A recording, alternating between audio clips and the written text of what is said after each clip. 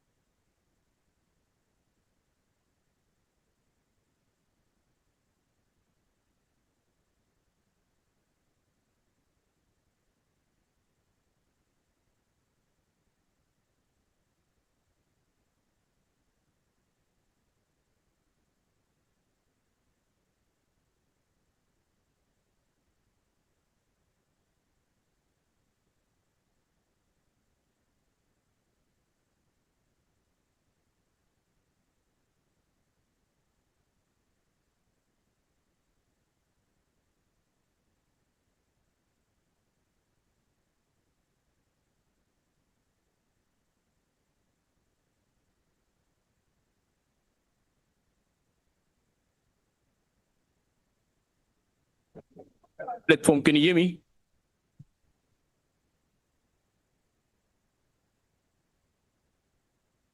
Yes, Mario.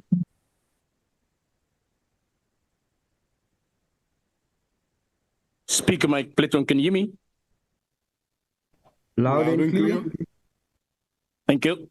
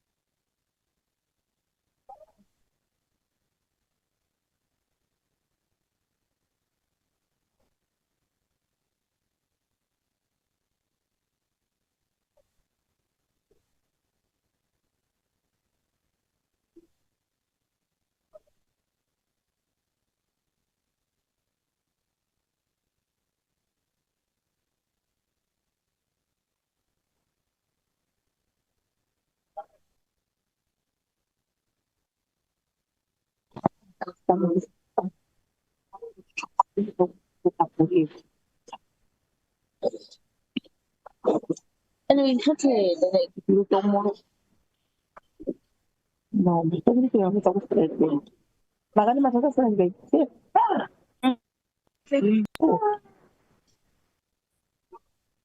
Oh, yes. Dami pa na dahil.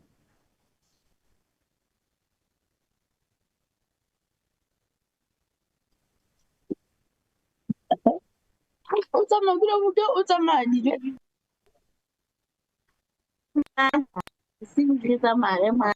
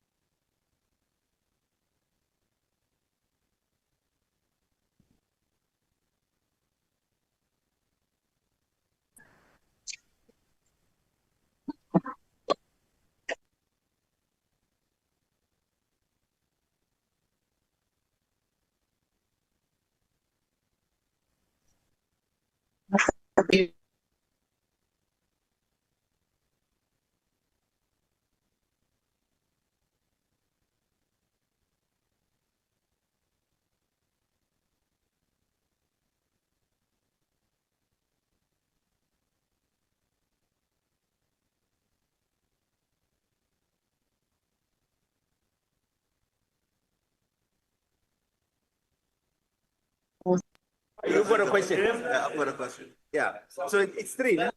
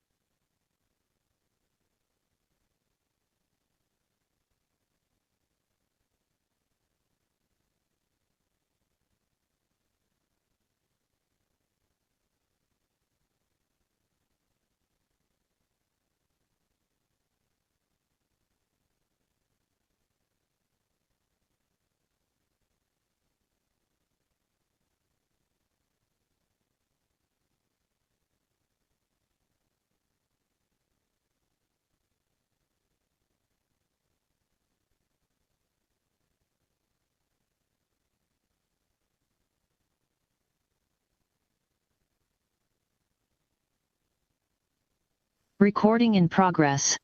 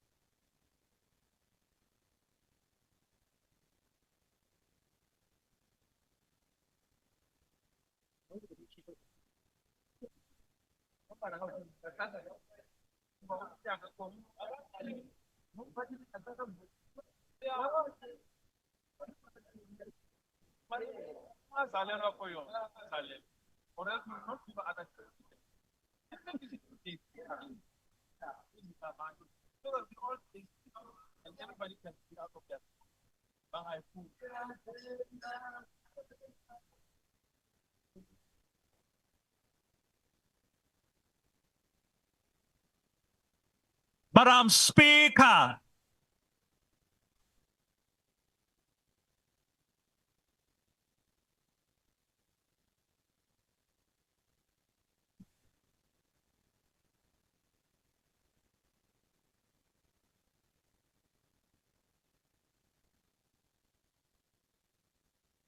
There will now be a moment of silent prayer or meditation.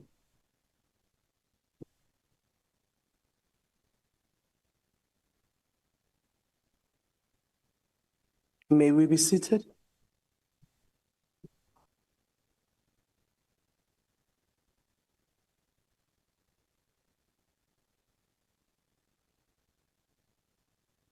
Order, honorable members. I can see you didn't have enough time to greet each other. We will do so as we go along. The only item on today's order paper is questions addressed to the President. Order.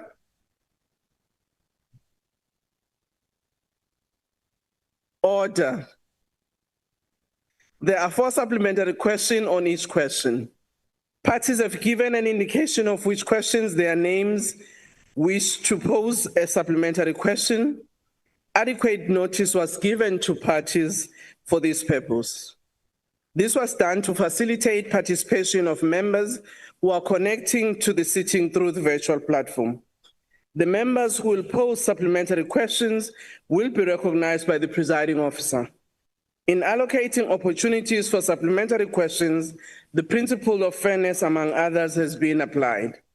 If a member who is supposed to ask a supplementary question through the virtual platform is unable to do so due to technological difficulties, the party whip on duty will be allowed to ask the question on behalf of their member or any other designated member. When all the supplementary questions have been answered by the President, we will proceed to the next question on the question paper.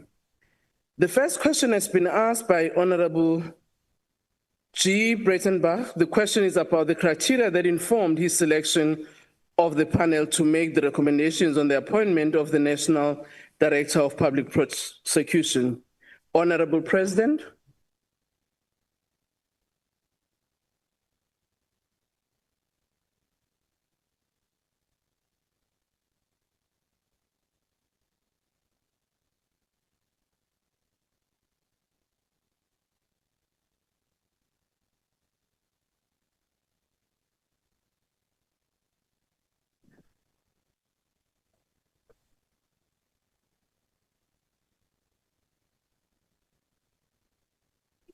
Honorable members, the Constitution empowers the President to appoint the National Director of Prosecutions without stipulating any criteria to this effect. Section 179 of the Constitution states that the President has the authority and the right to appoint this key official. But although there are no requirements in law to do so, I decided to constitute a panel to assist in the process of the appointment of the NDPP in terms of calling for nominations, shortlisting candidates, and interviewing the shortlisted candidates. This is exactly similar to the process that I followed to appoint the current NDPP advocate, Shamila Batoyi. This process is transparent and helps to build public confidence in the appointment of a person in this critical office. I selected a panel that would combine a variety of skills and experiences. These include the public service, administration, financial management, legal and jurisprudence, administration of justice, and the promotion of equality and human rights.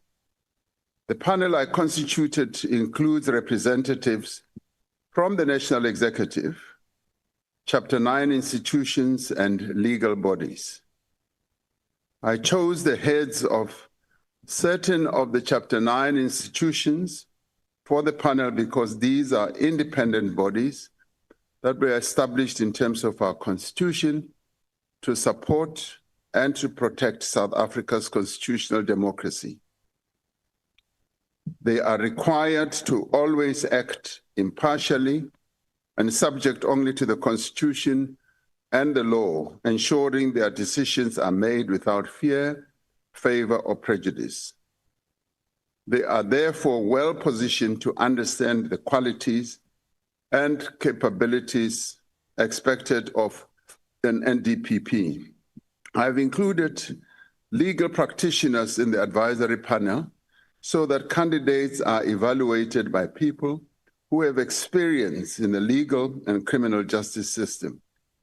And in addition to their legal acumen, candidates must be able to demonstrate qualities and capabilities relating to leadership, strategic management, financial management, ethical leadership, and broad understanding of our criminal justice system. Based on their assessment, the panel will submit a short list of recommended candidates to me for consideration and appointment as empowered by the Constitution and the NPA Act. The individuals I have decided to appoint on the panel are the Minister of Justice and Constitutional Affairs, Ms. Mamuloko Kubai, who will chair the panel, Mr. Andrew Christoffel Nissen, the chairperson of the South African Human Rights Commission, Ms. Ntabiseng Sipanya Mukhale, the chairperson of the Commission for Gender Equality, Ms. Tsakani Maluleke, the Auditor General of South Africa, Professor Somadoda Fikeni, the chairperson of the Public Service Commission, Mr. Nkosana Mvundlela, President of the Black Lawyers Association, and Mr. Machini Mutloung, representative of the National Association of Democratic Lawyers.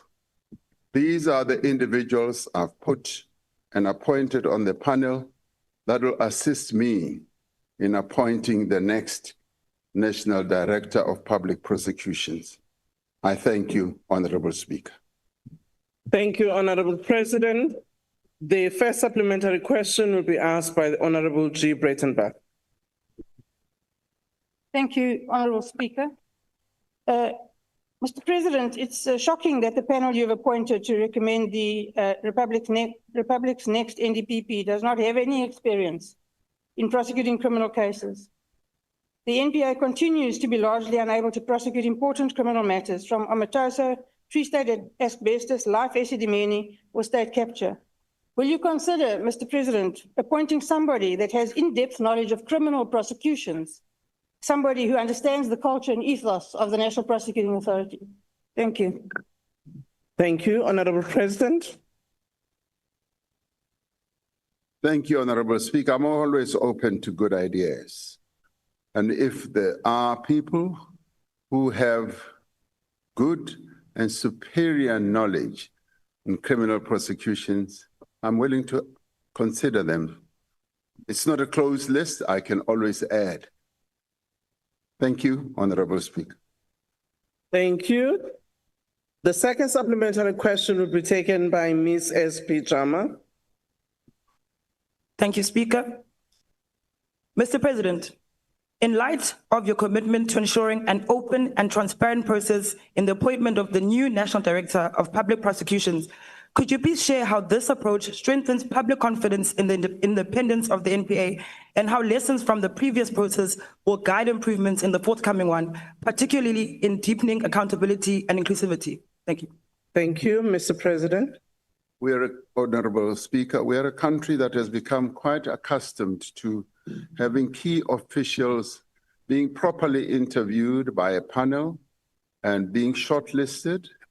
And that, in my view, adds to the transparency that South Africans want to see.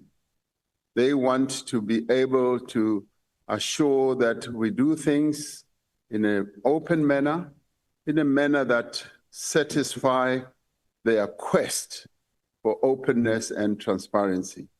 So I do believe that having started this process in the appointment of the previous NDPP, we should continue. We should say that currently the law does not provide for it. This is a process that I decided on.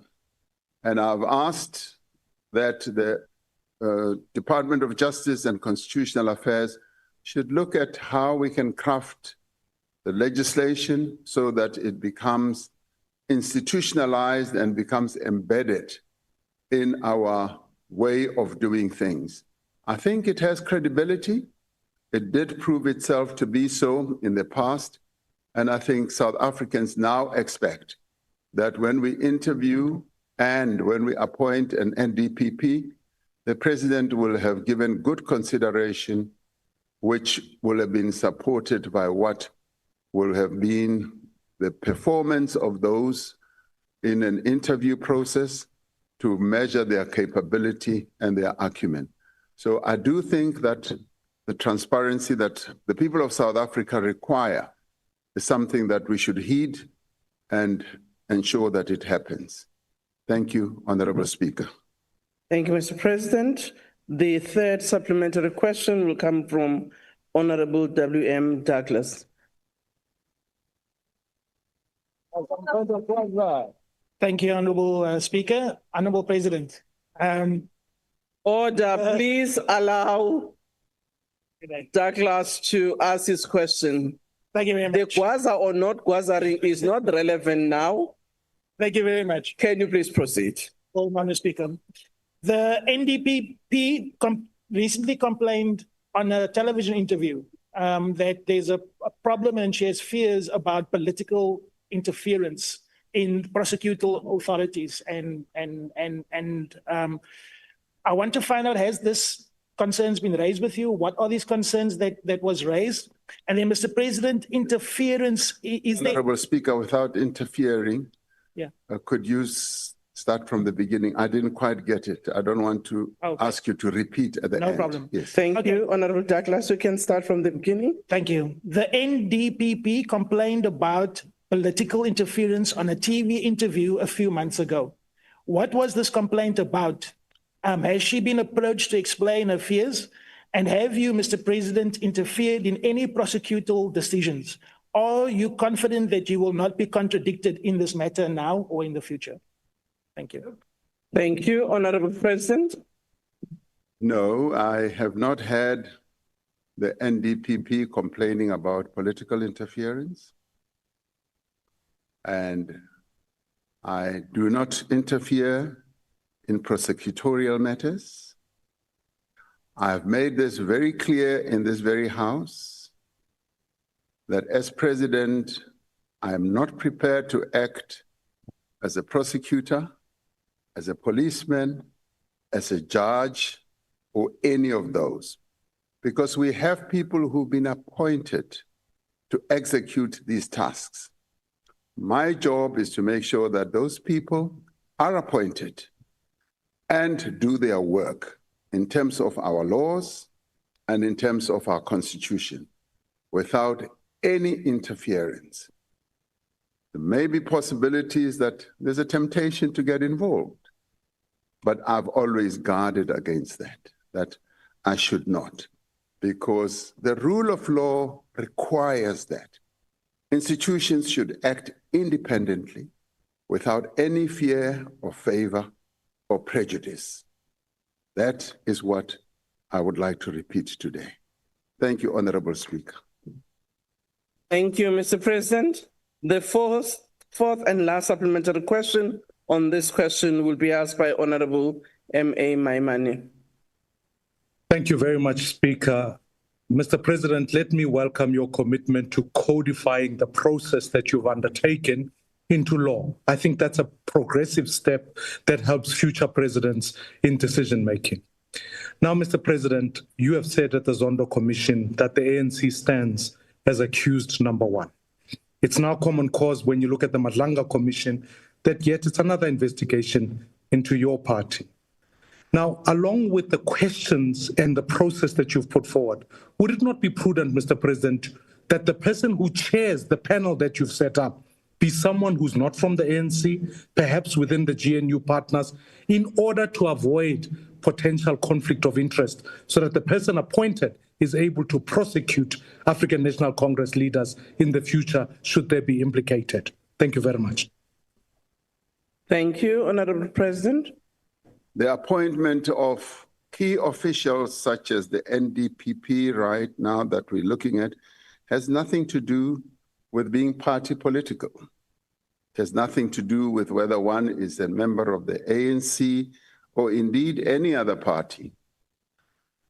The chairperson of the panel is the Minister of Justice and Constitutional Affairs. I did give quite a lot of thought to this, but ended up by saying the minister is the one who works with judges, works with prosecutors, who works with magistrates, and all of them vouch for not only that position as being neutral, but all of them vouch for the minister because of her integrity, because of her ability to do the work. And that gave me a great deal of confidence that I have a minister, and Minister Kubai, who will be able to work with the panel, not try to dominate the panel, and not try to be conflicted. The panelists that I have appointed are all people of great integrity and great eminence, and they are not about to be marginalized, to be dominated, or to be led into conflictual relationships or decisions. So whatever decision will come out of the panel will be the panel's decision. So I'm assured about that. So the minister who knows all the contours of the work that needs to be done by this key official will play a critical role as chair of the panel, so that even if they veer into areas that are not prescribed, say by rules, laws, she will be able to give guidance. And all the chair will be doing is to give guidance and to chair the meetings. And the panel itself will take decisions that will then be put forward to me. So I have full confidence in the ability of the minister to do so. By the way, even when we choose other key officials, the minister responsible for that area of work is often the one that chairs. And I've never had a complaint about the minister being conflicted or a minister trying to over-dominate the discussions in any panel. So confidence is what I have in the chair of this panel. Thank you, Honorable Speaker. Thank you, Mr. President. We now move to the second question, number 20, which has been asked by the Honorable Leader of the Opposition. The question is whether, in view of his constitutional obligations under Section 83 of the Constitution of the Republic, 1986, to uphold, defend, and respect the Constitution and the National Assembly's duty under Section 55, subsection 2 of the Constitution to hold the executive accountable, he, as the head of state and government, or through any minister acting on his instruction, authorized the deployment of the Special Task Force and the National Intervention Unit to Richards Bay Minerals. If not, what is the position in this regard? If so, under which statutory or constitutional authority was such deployment made, whether Cabinet, Parliament, and/or any oversight body was informed or consulted prior to or after the deployment? If not, what is the position in this regard? If so, what are the relevant details of the consultations? Honorable President. It's a very long question. It is, I'm sorry. Honorable Speaker, honorable members. Speaker. Order, Honorable Mawude. Speaker. I can hear you. What is your point of order and under what rule? Under point of order. Yes, what is your point of order? Who is the leader of the opposition? I think you've Unfortunately, Honorable business. Honorable Mawude, I'll suggest that maybe you forward your question or your point of order to any of your member because we cannot hear you properly. No, it's none of her business. It's none of anyone's Order. business anyway. Honorable Steenhuisen, Madam Speaker, Hey, as the former leader of the opposition, hey, I'm a bit worried about who my successor Hey. title is. in this House. hey. How to? honorable members, order. How to?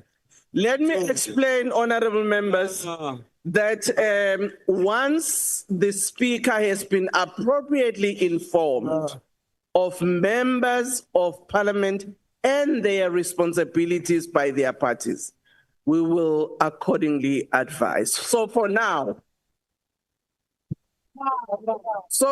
we have not been advised. Order, honorable members of MK, order.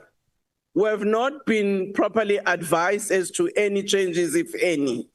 I would allow the president, I'm sure he has taken a little bit of a break, to then answer this long question asked to him. Mr. President. Honorable Speaker, the president is not Honorable Speaker. Honorable Reddy.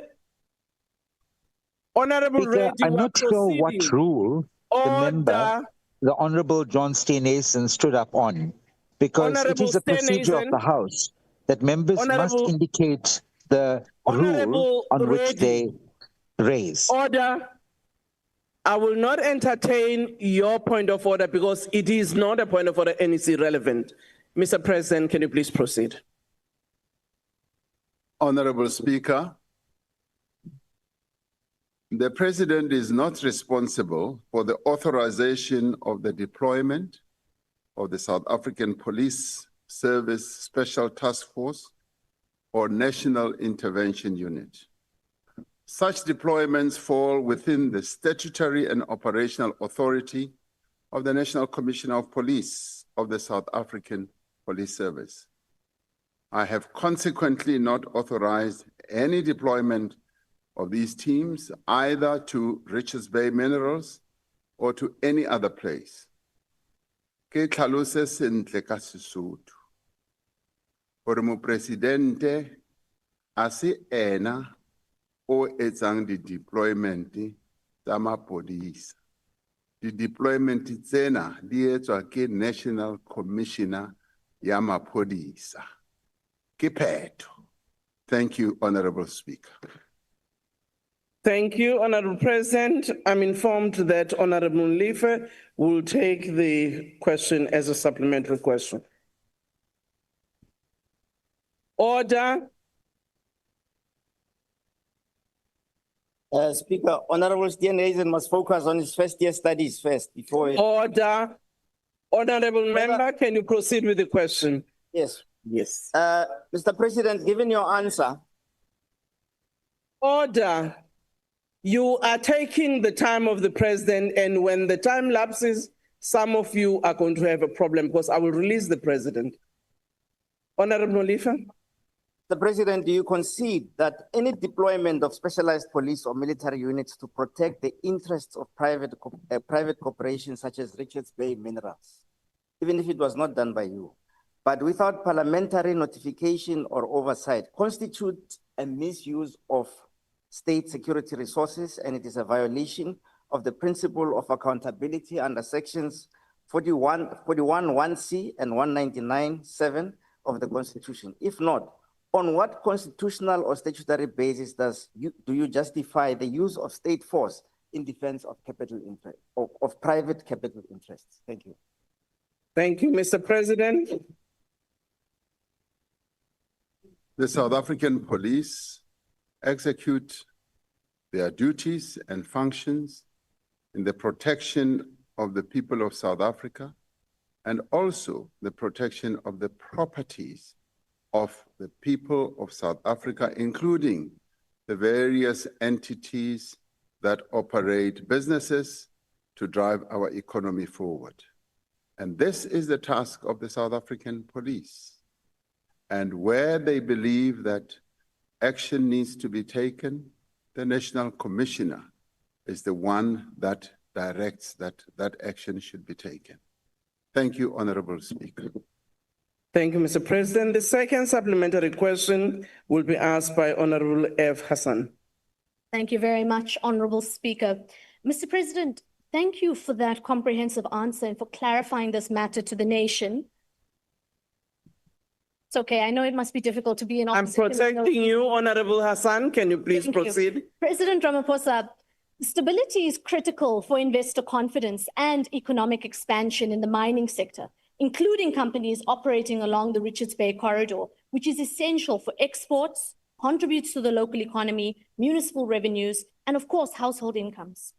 Given the sensitivity and exposure to economic risks of such corridors, from extortion rackets and other criminal syndicates, what government interventions are put in place to stabilize these high-risk economic nodes in the national interest? I thank you. Thank you, Honorable President. The South African police often does assessments of risks and dangers that the people of South Africa, including companies that operate in our country, are exposed to. And on the basis of such assessments, they are then able to deploy resources and also are able to set up teams, be they task teams or whatever type of teams, to intervene, to ensure that there is stability, that criminality is brought to an end, be it criminality of a fraud nature, corruption nature, or even extortion nature. They then deploy the teams that have the skills and the capabilities of dealing with such. Now, quite often, a number of our people, either as individuals, groups of individuals, institutions, as well as companies, will raise concerns about instability, acts of criminality in areas where they operate. And when those concerns are raised, they're passed on to the police. The police, therefore, are able to do an assessment and then to take action. And at all times, the police, in doing their work, focus on the safety of South Africans, but also on ensuring that we create a conducive environment in order for us to grow our economy and to create jobs. It is therefore important, whether it's in mining areas, township areas, rural areas, that the police are seized, continue to be seized with their task of ensuring that we live in a crime-free environment which is stable, which enhances economic investment and economic growth and job creation. That is the task of the police.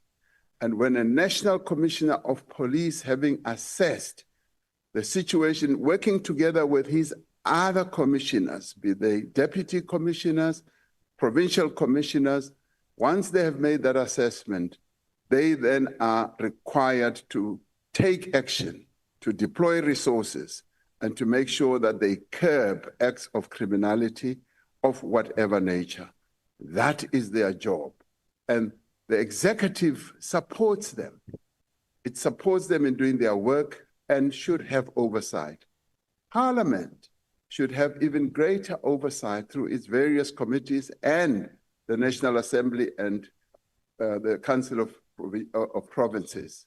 So we have an interconnected responsibility, all of us, to deal with the challenges that our country faces. So each one of us, communities as well, through community policing forums and all that, need to take action to address all these challenges. Thank you, Honorable Speaker. Thank you, Mr. President. The third supplementary will be from Mr. J.R.B. Lorimer. Thanks, Madam Speaker. I hear what the President says about a conducive environment, and I think that's what we lack. Richards Bay Minerals contributes about 8 billion rand to the local economy every year and pays about R1 billion in taxes. In the last 10 years, at least 18 people have been killed amid disputes over community trust revenues, procurement contracts, job allocations, and mineral theft. Mr. President, all of this acts as a significant deterrent to people being invested in our mining industry. Does the President believe the state is doing enough to protect investors and the people they employ? And if he does, surely what I've just described shows that we're not. Thank you very much, Honorable Lorima. You're asking and you're answering yourself before the President answers.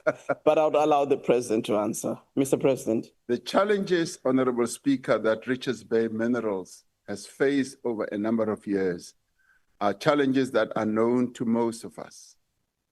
Richards Bay Minerals has been in this country through its overseas ownership for almost 100 years.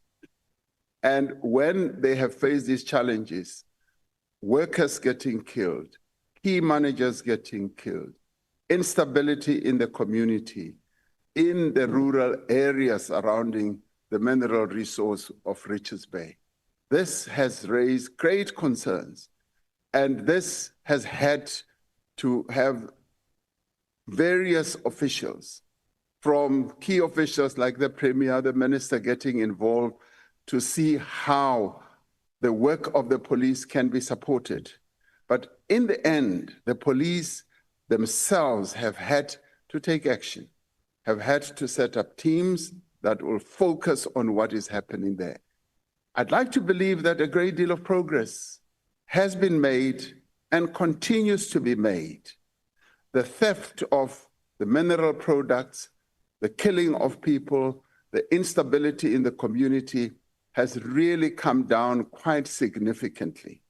And this is based on reports that one keeps hearing from people who are key actors in that whole environment. So progress is being made. The situation that is being described by the honorable member is what it was, but progress is now being made. And let me add quickly, my information is it's not only Richards Bay Minerals that has been facing these problems.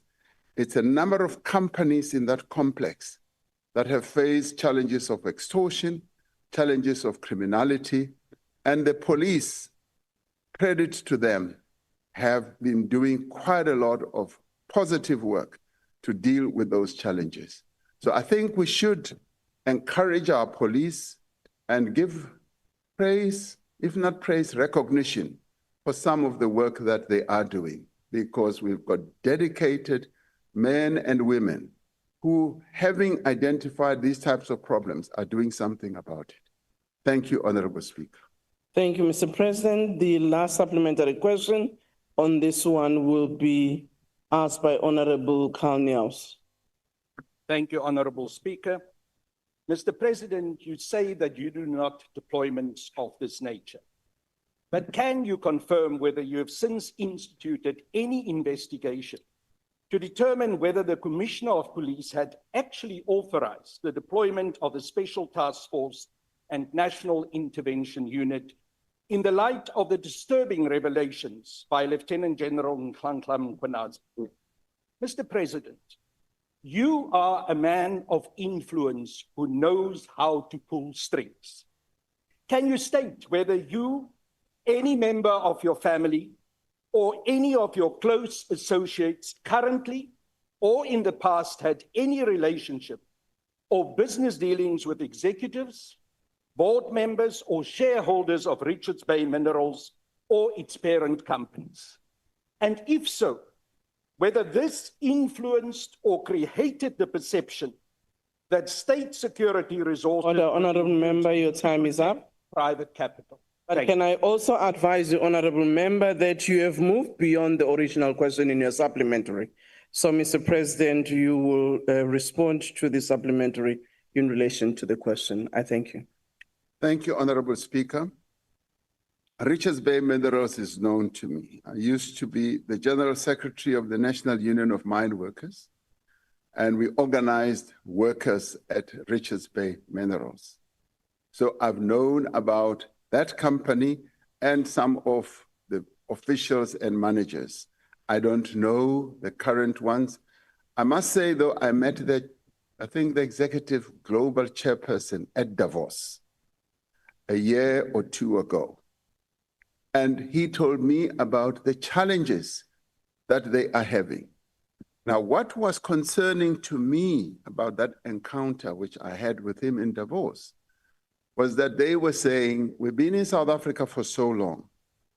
And the challenges that we are having of criminality and our key workers and managers being killed is now tilting towards us reconsidering our presence and investment in South Africa. That concerned me. And it is that we then said, the criminality that is happening in Richards Bay Minerals does need to be dealt with. And the police must deal with it. The National Commissioner must deal with problems like that. The president does not get involved, will never say, go and do ABC. The president will say, go and do your work. And your work is to make sure that people don't get killed, products don't get stolen, and there is no instability in the community, because he even briefed me about that the shareholding processes and structures were leading to instability, infighting in the community and all that. Now, all that is unknown to me, but there are people who must deal with those issues. And all one would say is, we create an environment for you to do your work. Go ahead and do it. So you want to know whether I know about Richards Bay Minerals? Yes.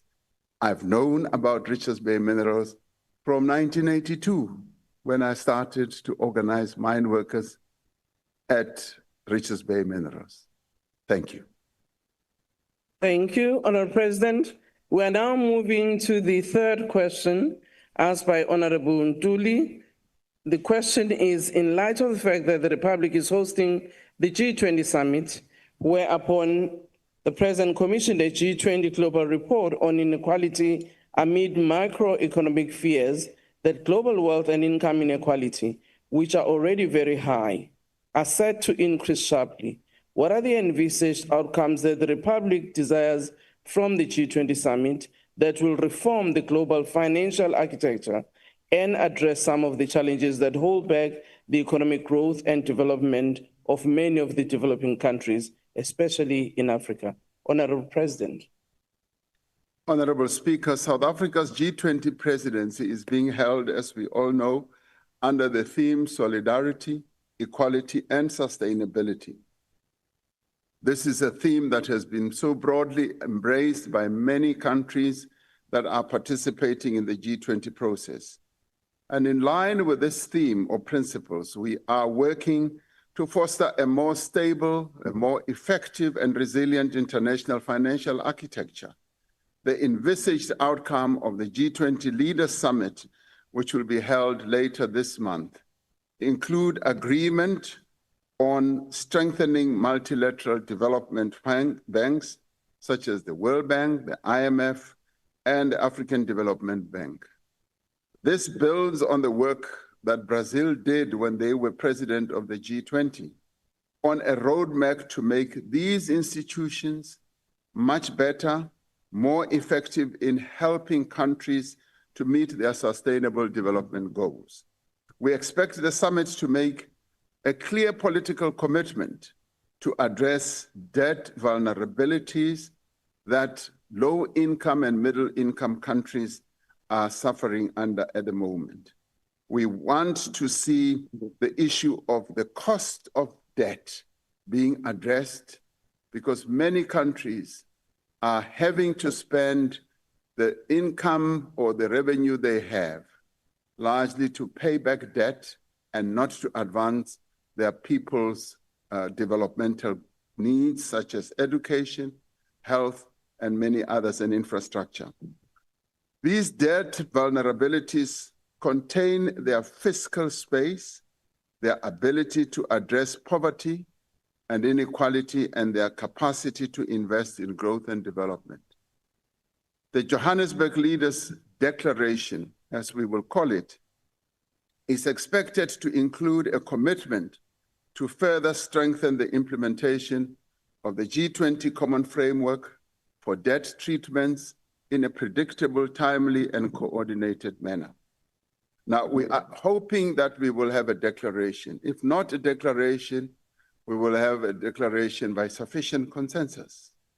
And if not that, we hope that the chairman's statement will be able to encompass the various consensus points that have been reached during the course of the whole year as we have held various meetings around various sectors. This declaration will urge the international community to support vulnerable countries with a strong reform agenda whose debt is sustainable, but there are countries that are also facing liquidity challenges.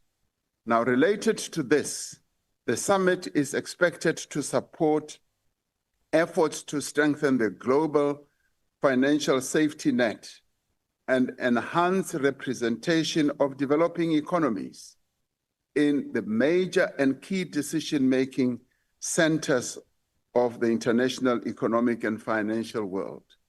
There will also be a focus on promoting sustainable capital flows to emerging markets and foster sound policy frameworks and central bank independence as well. South Africa is presiding over the G20 at a time when the world is faced with increasing wealth and income inequalities. It was against this background that we established the G20 Extraordinary Committee of Independent Experts on Global Wealth Inequality, chaired by Professor Joseph Stiglitz, the Nobel laureate. The committee submitted their report to me earlier this week, providing a comprehensive analysis of global inequality and recommending specific actions that leaders need to take to bring about fundamental changes. Now, these actions will include the reform of the economic rules at an international level, such as redesigning intellectual property rules and rewriting tax rules to ensure fair taxation of multinationals and the ultra-wealthy. So the national actions could also include pro-worker regulation, reducing corporate concentration. They have identified that monopolies that operate in various countries do tend to stifle growth, do tend to stifle the growth of many other businesses. They also deal with how large capital gains taxes should be imposed, or capital tax should be imposed, how we should invest in public services, and also the report recommends new models for cooperation between countries, for instance, on taxes and others. So a key recommendation, though, is what they suggest should be done, to set up a new international and independent panel that will monitor inequality trends and also ensure that policymakers do pay attention to the issue of inequality. It is argued that in recent years, we have set up the Climate Change Institution, which has been manifesting itself with conference of the parties, the COP1, COP28, COP30. There's now a COP that's taking place in Brazil. But they say that an age-old problem, which is inequality, has not had such focus globally. And they therefore suggest that we should set up a commission or an institution that will focus on inequality. That has great resonance with me, because if we were to do that, we would be able to focus the world's attention on inequality and how we should take steps to reduce inequality. So, Honorable Chairperson, the G20 process that we are involved in as South Africa, as its presidency, should lead to fundamental changes on a number of areas and have a legacy impact in terms of the issues and priorities that we have identified. So we're looking forward to the G20 taking place in 2 weeks or 3 weeks, and South Africa being able to give leadership to the world on a number of issues that we've been dealing with. Thank you. Thank you, Honorable President. The first Supplementary question will be taken by Honorable D. Mpapane. Thank you very much, Honorable Speaker. Honorable President, thank you for your comprehensive response to this question. Indeed, developing countries on the African continent face unsustainable debt burdens with high borrowing costs, crowding out vital domestic resources and diverting them away from development needs. This holds back economic growth. The UN 2030 Agenda for Sustainable Development and the AU's Agenda 2063 cannot be realized unless the challenges of debt and development are addressed more coherently and strategically. People's futures, especially those of young Africans, depend on it. Given that you have responded, what is it that you will be doing as South Africa's presidency of the G20? In addition to that, to what extent are you going to support the restructuring of African countries as a measure to reform the global financial architecture? I thank you. Thank you, Mr. President.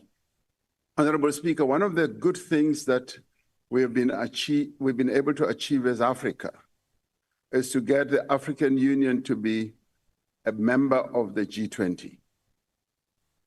Africa being a member of the G20 ensures that we put the issues not only of Africa, but the global South on the global agenda, to have those matters discussed and the challenges that countries in the global South, especially in sub-Saharan Africa, are facing.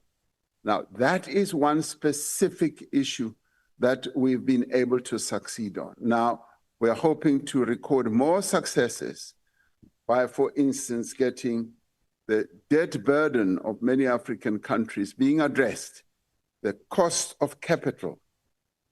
African countries in the main pay much more for their debt than the countries in the Northern Hemisphere.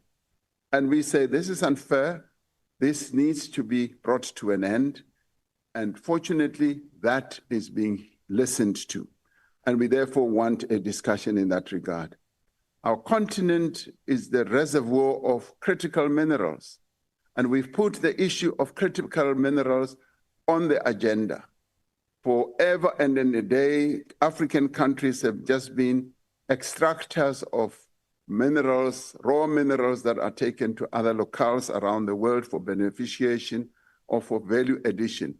We've put it on the agenda to ensure or to insist that Africa must now become the center of manufacturing, of adding value to the critical minerals that we have.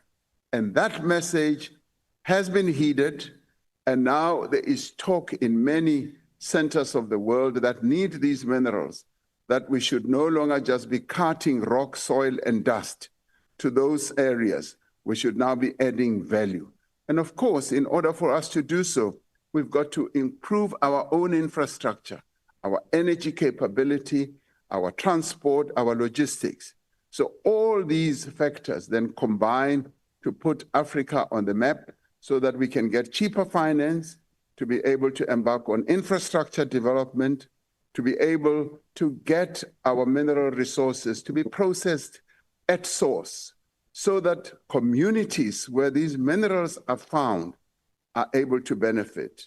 Hitherto, communities have just seen companies from offshore just coming to dig up the soil and taking the minerals and cutting them off without them benefiting in any shape or form. Now, we have put this issue on the table. It is going to be discussed at the G20, and we're hoping and trusting that there will be a clear declaration about how this type of matter should be dealt with. Another matter, without taking too much of your time, Honorable Speaker, is the issue of the impact of climate change. countries in the global south, particularly in Africa, have been suffering from climate damage which they have not been responsible for. And that climate damage has devastated many countries on a repeated basis. Their roads, bridges, and other public infrastructure has always been damaged. We put that on the agenda and said that there must be good finance for recovery.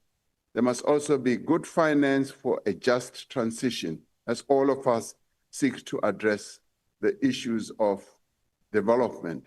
So we, through the G20 process, have sought to advocate for addressing the challenges that many of our countries in the global south, especially in Africa, are facing.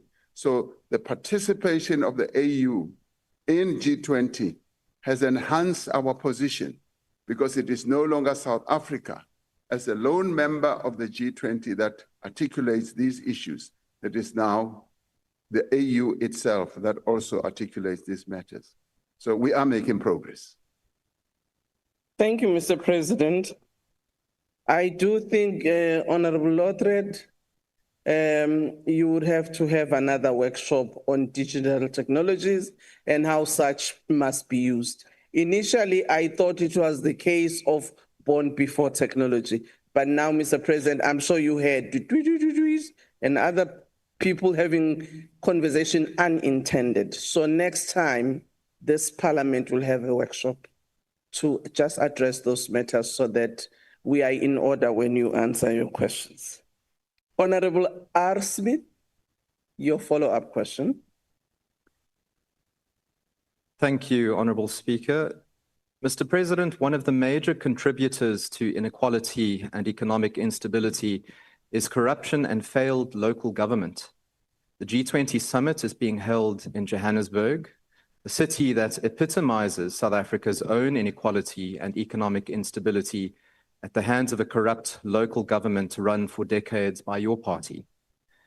Many Johannesburg residents are, to use your words, shocked to see areas such as Sandton and Nasrec and main arterial roads being fixed and upgraded as part of a beautification campaign by national government so as not to embarrass the ANC in front of G20 delegates when they arrive.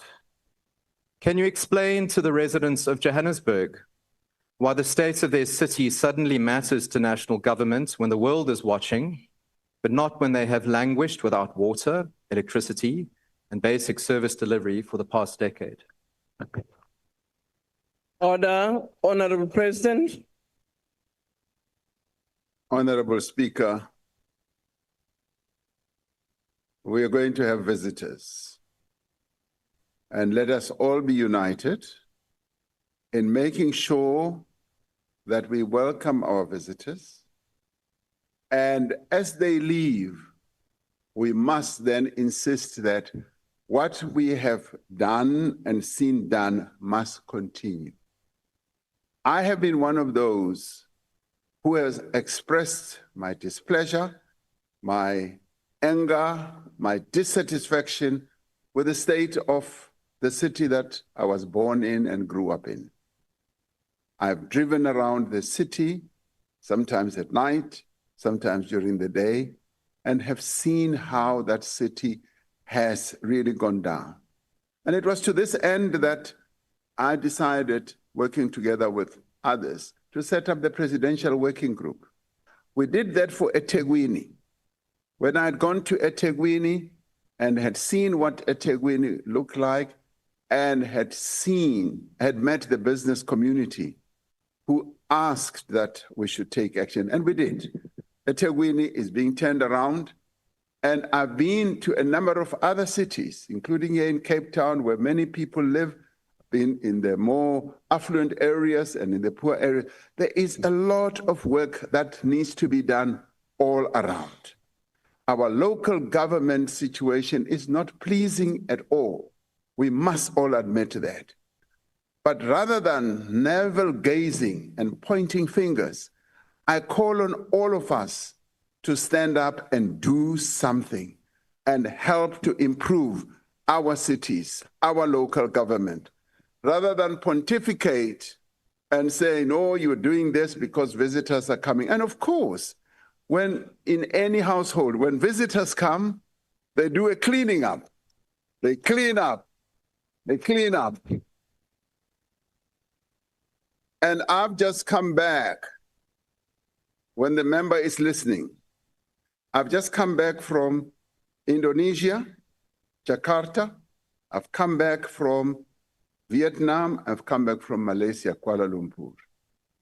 They all looked flawless, clean. I went to the G20 also in New Delhi 2 years or 3 years ago, and they had spruced up the city. You could see that this was done because visitors were coming. So when visitors come, we use that as a good stepping stone and a benchmark. The mayor himself and the premier have said that now that we have reached this level, we don't want to fall back and go back to what Johannesburg was.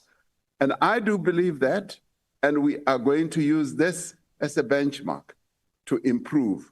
You will recall how our cities and towns looked like before the 2010 World Cup. What did we do? We folded our sleeves, all of us, developed many of our key towns, built stadiums, built roads, and those are still there. And similarly, we can do the same even now. So I want you to join me one day to go and clean up one of the streets along which the visitors are going to travel, you and I, so that we make it look better. So I hope you will join me. Thank you, Honorable President. The next follow-up question will be from Mariam Mohammed.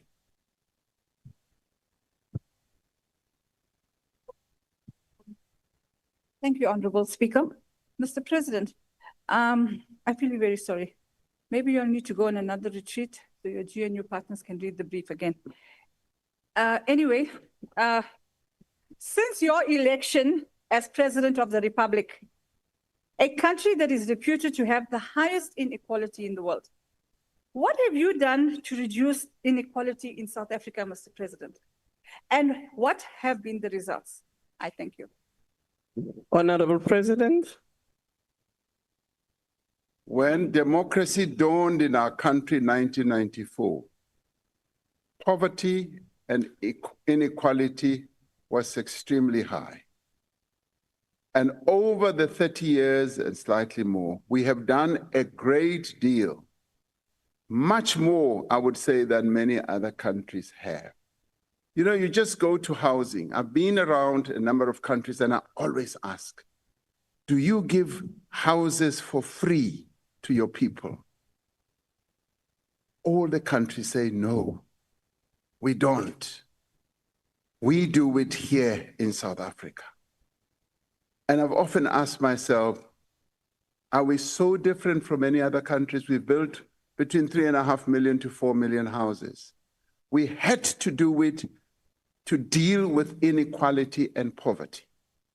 And I often ask, to what extent has electricity penetrated in your country? Particularly on our continent or in the global south, it hovers around the 50% or so. When the democratic order came in our country, electricity penetration was very low. We are now at 93%. What has that done? It has dealt with the inequality and the poverty. It has helped to empower our people. You go to rural areas, people now switch on. I used to go to my grandmother's home with a thatch roof. She didn't have electricity. Much later, she had electricity as I visited her. And I recorded in my heart that this is progress. We are improving on an ongoing basis. Of course, what holds us back is our resources. We don't have the plentiful resources. But what also holds us back is our history, because the poverty and inequality that we have has a history. Professor Stiglitz's report says we need to focus on the history of inequality. What has caused inequality? and address that. And quite often we are just glib. We just say, yeah, there's inequality. It's like inequality just happened yesterday. It has a history.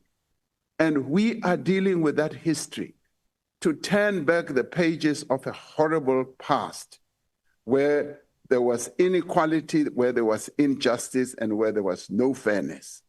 This is what we are doing. In the end, even Stats SA now says, many people in South Africa now live in formal houses. Formal houses, you don't find that plentiful on our continent. So poverty has reduced. Inequality, we still struggle with because it is the most stubborn of all the challenges that we face. But we keep going. We're not standing in one place. And I have confidence that with the measures that we are taking of improving the various aspects of South African people's lives, we will be able to deal with inequality. South Africa is the most unequal society in the world.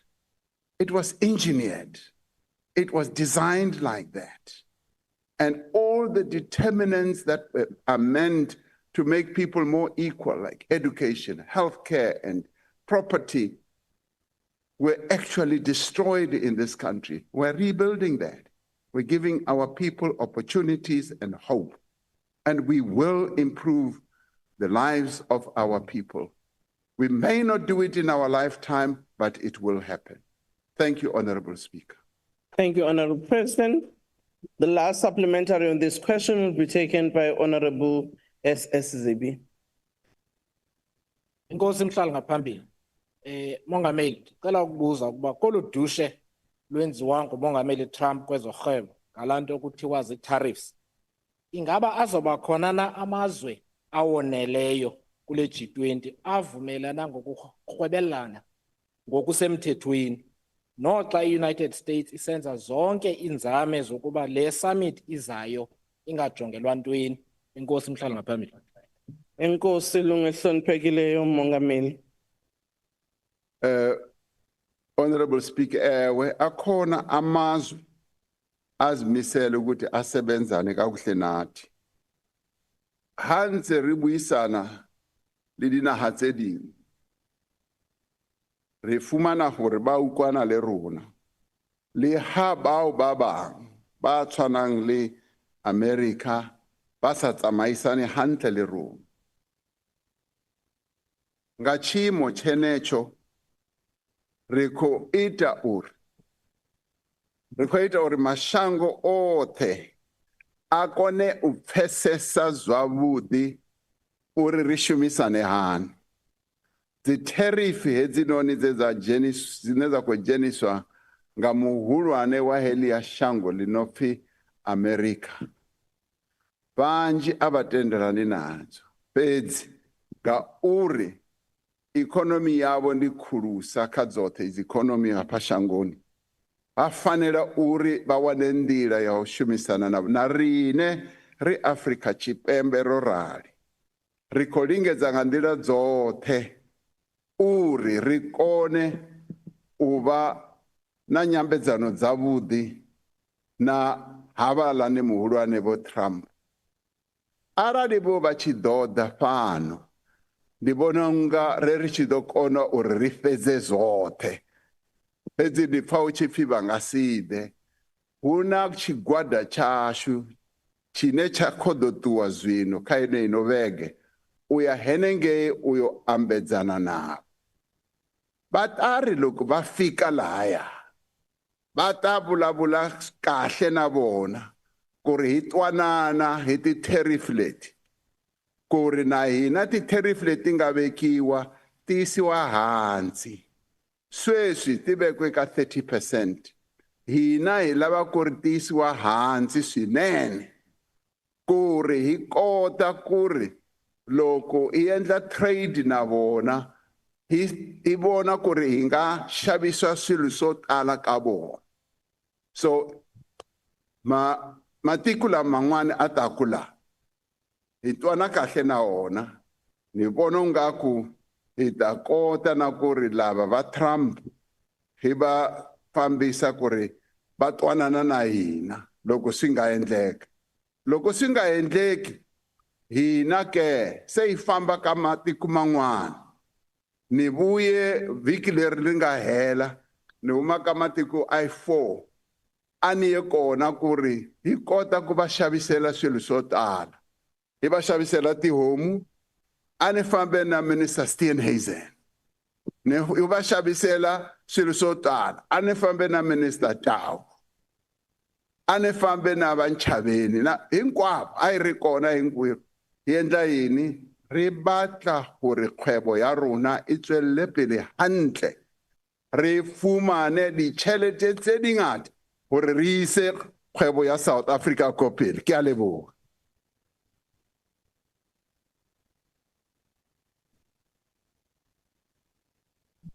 Siyabonga wena wekunene mongameli wethu. Cha ngivile ukuthi namhlanje lelive linetilimi letiningi, ngibona labanye sebelokhu bemoyitela nje, labanye bexakekile ukuthi abuthini nyalo siva cho. Bese siyabonga ngokuthi usikhumbude ukuthi njengalendlu malimi lesinawo njengeMzansi Afrika manyenti. Cha sita ubazama nalabo wena wekunene mkhulu ungajahi.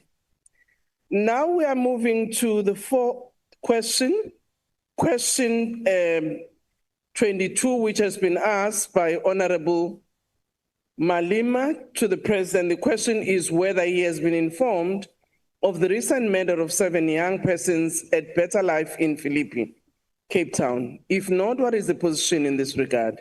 If so, whether he is concerned with the escalation of incidences of daily killings and mass murders in Cape Town and the clear indication that the city, the Western Cape Provincial Government and the South African Police Service are not able to protect innocent and vulnerable persons in Cape Town from the marauding gangs. If not, what is the position in this regard? If so, what immediate to medium-term policy interventions does he intend to put in place to guarantee the safety of persons living in townships in Cape Town? Honorable President. Honorable Speaker, honorable members, all South Africans must be concerned at the apparent rise in gangster-related killings in Cape Town as well as in other parts of our country. Every part of society needs to work together in support of our criminal justice system to bring these killings to an end. The murder of 7 young men at the Better Life informal settlement in Philippi is one of the most recent cases of brutality. The Philippi case remains under active investigation by our police. To date, 5 suspects have been apprehended in connection with that crime. The safety, protection, and well-being of all residents remain a central operational priority of the South African Police Service. In response to the persistent threat of gang-related violence, the South African Police Service, in collaboration with the Western Cape Provincial Government and the City of Cape Town, is implementing an integrated, intelligence-led and driven multidisciplinary approach. This is aimed at countering organized criminal networks and restoring stability in affected areas. As part of this broader framework, Operation Lockdown, implemented as a national intervention operation, was launched to stabilize identified high crime precincts through the deployment of specialized national resources and tactical units. Immediate and medium-term policing interventions currently being implemented include enhanced intelligence capability. This involves strengthening intelligence collection, analysis, and dissemination of proactively identify and disrupt gang operations. These interventions also include focused operational deployment. This involves targeted, intelligence-led operations such as Operation Chanela and Project Combat, which focus on the recovery of illegal firearms, dismantling of drug distribution networks, and the apprehension of wanted gang affiliates. Now, the South African Police Service implemented Operation Lockdown 2 to stabilize gang-affected areas in the Western Cape through the deployment of specialized national resources such as National Intervention Unit, Tactical Response Team, and the Public Order Policing. Now, Operation Lockdown 3 has now been launched, integrating the anti-gang unit and intelligence components to sustain high-impact operations across Cape Town and surrounding areas.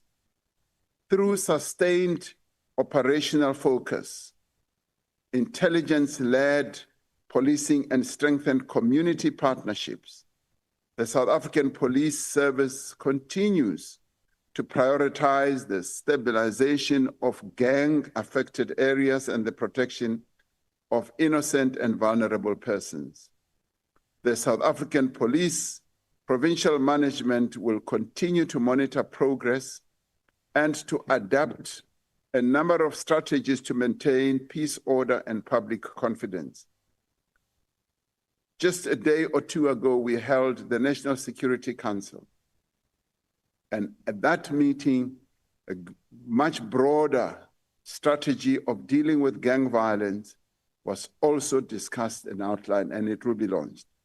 And it will also involve the utilization and more effective utilization of technology to make sure that we are able, through utilizing technology and all these other aids that we can use, be able to draw all these gangs, all these gang leaders, and all those who are conducting acts of criminality in, have them arrested and have them dealt with.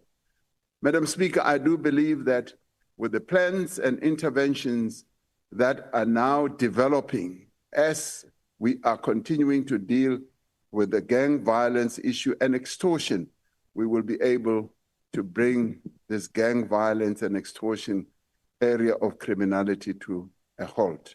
I have confidence in that. The police, as well as other criminal justice elements, have been working very hard in working on a very comprehensive plan, which will be supported.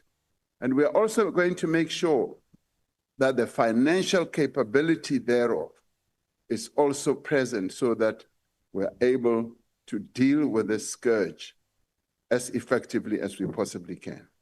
Thank you, Honorable Speaker. Thank you, Mr. President. The first supplementary question will be taken by Honorable Mailola. Thank you very much, Honorable Speaker. President, just in the 24-hour period between Tuesday and Wednesday, there were 11 reported murders in Cape Flats, and 4 of those happened just yesterday in Philippi. 44 people were shot in Cape Town over the past weekend, and 26 of those died. These killings are a daily routine in Cape Town, and children are socialized into this kind of violence, such that 14-year-olds are wielding dangerous machine guns and robbing and killing people. This cannot continue unabated, President. What has the state allowed the situation in the Cape Flats to deteriorate to the level that it has? What are the causes of this barbarism? And what tangible commitment can you make today, right now, to the people living in fear in Cape Flats? Thank you. Thank you, Honorable Member. Honorable President. The acts of violence and the killings that, as you correctly say, at times number 26, 40 in a day, are quite concerning. There are issues that the police are dealing with on an ongoing basis. The capturing or the recovery of weapons is also happening. And now with this plan and interventions that I have outlined, we do believe that we have a credible plan. And it is not only going to be focused on Cape Town, it's going to be focused on other provinces as well. Gauteng has exactly the same problem. The Eastern Cape as well has the same problem, and KZN. So those 4 provinces are going to be focused on with regard to the interventions that I've alluded to. And of course, we will not let our eyes down on the other provinces. Gang violence is becoming too rife in our communities. Extortion is becoming too rife. And the police are setting up those various structures, those task teams that are going to be studying very carefully the manifestation of this acts of criminality and dealing with them. I do have the confidence that we will be able to make success. The National Security Council will be meeting again very soon to deal exactly with the actual and detailed plans that the police are going to embark upon. And it will encompass the full criminal justice system. So the suffering that our people are going through is what is prominent in my mind and in the minds of our police and also members in the government. And we will deal with this. Thank you, Honorable Speaker. Thank you, Honorable President. The second supplementary will be from Honorable N. Maduna. Mr. President, the only commander-in-chief we have in this country, we must start by stating that we are worried about the continuous developing culture of gangsterism in our communities, especially among young people. Mr. President, given the devastating impact of gang violence on our communities, can you outline concrete steps being taken to address the socio-economic drivers of gangsterism, such as unemployment, lack of opportunities, and how does the government plan to measure the effectiveness of these interventions to ensure we are not just treating the symptoms, but addressing the root causes of violence in our communities in general and townships in particular? Thank you, Honorable President. Thank you, Honorable Speaker. Correctly said, Honorable Member, when we deal with incidents of criminality, we should not be superficial. We should deal with the root causes. And clearly the root cause is the economic situation that we find ourselves in as a country. Low economic growth results in our people becoming desperate, looking for short-term solutions to advance their own livelihoods. So we need to therefore be comprehensive and look at ways in which we can increase economic growth, instill more and more confidence for investors to come in and invest. Investors will never come into a situation where there's gang violence, where there's lack of service delivery. So therefore, we need to deal with all these challenges at the same time. Ensure that young people have pathways to gain skills, have pathways to improve their own lives, so that as they develop and grow up, they should be able to see that, yes, there is a future for them. So focusing on economic growth is precisely what we now need to do. Order, Honorable Khosa. Honorable Speaker, we need to have a multi-pronged approach. We should not just deal with acts of criminality, we should also deal with the root causes. How will we be able to measure success? We'll be able to measure success when we see economic growth, more and more young people stay in education, more and more of them get skills and get jobs. We'll be able to see success as the economy grows and the livelihoods of our people get better. When service delivery where they live becomes a lot better. Those will be the key indicators of improvement of their lives or economic growth that will also reduce the acts of criminality. Right now, we are dealing, yes, with a key problem, a big problem, but it is not an intractable problem. We can deal with it. Many other countries have dealt with similar incidents of criminality and they've been able to make success. I am hoping and I'm confident that we will be able to do so as well. Thank you, Honorable Speaker. Thank you, Honorable President. The third supplementary will be from Honorable Reverend K.R.J. Mishra. Thank you, Honorable Speaker. Honorable President, Section 12(1)(c) of our Constitution states that everyone has the right to freedom and security of the person, which includes the right to be free from all forms of violence from either public or private sources. Given that over 700 suspected gang members were arrested in Cape Town between April and October this year, and gang violence continues to escalate in the Cape Flats, will the President accede to calls to have constitutional amendments that would allow provinces such as the Western Cape that is ravaged by gang violence to introduce new innovative measures within the law to fight crime and gang violence, in particular in the Western Cape? Thank you. The Honourable President.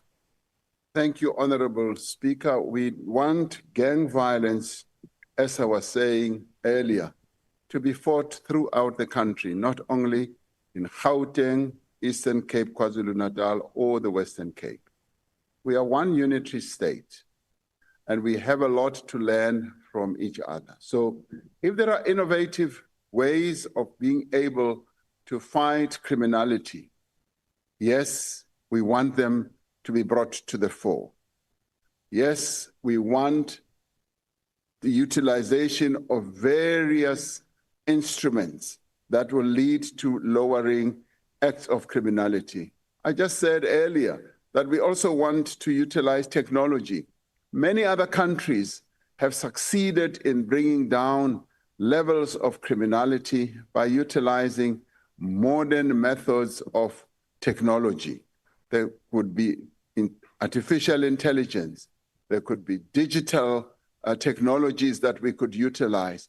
And of course, there could be the continued presence, boots on the street that will do so. But more importantly, and I saw this clearly demonstrated by one of the residents in Gauteng, a lady who was saying, we as community members must work together. And she was saying the people who are committing crimes are known to us. That's what she said. I have often said that, but I was rather glad when she said so. And she was one of those who were either a victim of criminality or a neighbor of a victim of the criminality that had just happened. And she was making a plea to community members in the area that if we all work together, we will be able to snuff out all these criminals and get them out of our communities, because she said, we know them. And she went further to say, sometimes we hide them. We hide them and don't want them to be disclosed. And therefore, as we have often said, policing or fighting crime should be seen as a community-based process where all of us, it's not only the police will never be able to be everywhere at the same time. Sometimes we expect the police to conduct miracles. And at times when criminality happens, it happens in private spaces. So therefore, we need to work together. Quite often, members of the community know who stole what. They know who broke into somebody's house. They know who carries a gun illegally. They know who shot whose child. They know, and we say, let us therefore all work together as the police, as members of the community, as businesses, as religious organizations, sports organizations. If we all join hands, we will be able to bring down the levels of criminality in our country. Thank you, Honorable Speaker. The last supplementary question will be asked by the Honourable Ismail Musa. Thank you, Deputy Speaker. His Excellency, Mr. President, we need a serious action plan, a proactive, effective plan to curb crime. Based on 2025 SAPS and city personnel data and police to population estimates, since 2021, there are currently 1,313 less SAPS officers and an estimate of 230 detective vacant posts in the Western Cape. SAPS Provincial has led to many SAPS stations being under-resourced and ill-equipped, with many SAPS vehicles non-operational. And I know this is the case with many of the other police stations in the provinces as well. In saving lives, Mr. President, what urgent, effective mechanisms will Mr. President put in place to fill the vacant post in SAPS and increase the visibility, as stated earlier, the boots on the ground, to effectively eradicate serious crime and violence? Because these crimes and violence are hotspot areas across our country. Thank you. The Honourable President. Thank you, Honourable Deputy Speaker. The shortage of police officials, the absence of key people in key positions is definitely a problem. And it is also a budgetary problem. In the past 3 or so years, we determined that we should employ more and more police. And I think we have employed up to 30,000 more police, because at the time, the then Minister of Police said, we are falling behind when it comes to the ratio between police and the people, population versus police officials. We increase, but we need to increase more. We need to increase more of the people who will be on the ground fighting crime, not so much sitting in the office, because our people are struggling and suffering at the ground level. So efforts are being made to get more resources, to get more capability, financial and otherwise, to ensure that we fill those positions. And the utilization of technology will also help, because when you use technology, you are then able to use it that can actually help to fill up the various positions that may not be filled at the moment. But it is a matter that we are concerned about, to fill up positions, and particularly at the police station level, because that is where criminality takes place. So we will be focusing on that as well.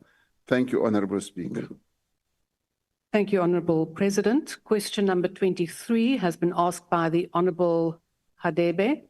The question is, given the growing crisis of illegal migration in the Republic, which according to various experts and civil society representatives continue to strain public resources, undermine national security and fuel social tensions, and given the calls for decisive government action to repatriate those who are in the Republic unlawfully while promoting legal and skills-based migration, what policy interventions does he intend to initiate to address the crisis of the estimated 15% of undocumented foreign nationals? And how will the government coordinate law enforcement and home affairs to enforce immigration laws and secure the Republic's borders? The Honourable President. Thank you, Honourable Deputy Speaker. There are quite a number of interventions that we intend to embark upon. And so you know, the leaders of the Government of National Unity held their retreat just this past weekend, and one of the issues that was prominently on the table was the issue of migration, more particularly the influx of illegal immigrants into our country. One of the most important interventions to tackle the problem of illegal immigration is to secure our borders. The newly established Border Management Authority has deployed 600 border guards at vulnerable segments of our country border system to prevent illegal migrants that are undocumented and are inadmissible from entering the country. I was talking to the leader of the BMA, and he was saying, Mr. President, we are making great success because we have told me the time frame, been able to stop thousands of people from flooding into our country. So the BMA has demonstrated the effectiveness of modern technology, like the utilization of drones. Minister Schreiber has also related to me how the utilization of these drones has been most effective. They are also using body cameras in creating a more secure and digital border environment. Dr. Masia Pato was telling me, the leader of the BMA, that even as we will be having a flood of visitors to the G20, those who receive our visitors will be having body cameras. And that, in many ways, is the utilization of technology to make sure that we get rid of any form of corruption, any form of fraud, and we're able to ensure that those who interface with those who want to come into our country see that they are dealing with professionals. Phase 1 of the electronic travel authorization system is currently being rolled out for the G20 delegates. Over 200 applications have already been seamlessly processed by this new system, which uses machine learning to verify the authenticity of documents and facial recognition to secure immigration process. Following the stabilization phase around the G20, electronic travel authorization will be open for tourist visas and other visa categories. This will ultimately lead to the automation of entry and exit processes at our borders, including land borders. This will eliminate the space for the abuse of paper-based and manual processes through biometric verification and digital transformation. Another area of work is to detect, apprehend, and deport illegal migrants in our country. This is mainly done through intelligence-driven joint operations planned and executed by the Department of Home Affairs and the Inland Inspectorate and other structures. These structures are coordinated and account to the Interministerial Consultative Committee on Border Management and our net joints. In the past financial year, over 51,000 illegal immigrants were deported. Engagements with countries whose nationals are frequent transgressors are ongoing through discussions with their embassies, and these matters are also included as an agenda item on the binational commissions that we have with the various countries. So this is to ensure that the implication of illegal migration is understood. Illegal immigration does place a great deal of strain on our social services, and it also undermines our national security. Many of our people were very disturbed when they saw how, after a horrible bus crash which killed many people, people were seen to have hoarded a lot of medical medicines, which they were taking to their various countries. And a number of these people were not documented. So South Africans are justifiably concerned about the issue of undocumented migrants who come to our country. We should not, however, allow vigilante acts targeting national or foreign nationals, as these do not solve the problem and they just undermine the rule of law. Instead, we need to address this challenge by strengthening the enforcement of our laws and the resourcing of the border management capabilities. But as we strengthen prevention through the border management process, we need also to strengthen enforcement. The Immigration Act prohibits anyone from employing illegal foreigners who are not documented. This law prescribes the employment of an illegal, undocumented immigrant as an offense that is punishable through imprisonment or a fine, or both imprisonment or a fine. And the Labor Relations Act and the Basic Conditions of Employment Act does protect foreign nationals who are certificated and documented. But we must now state it very clearly.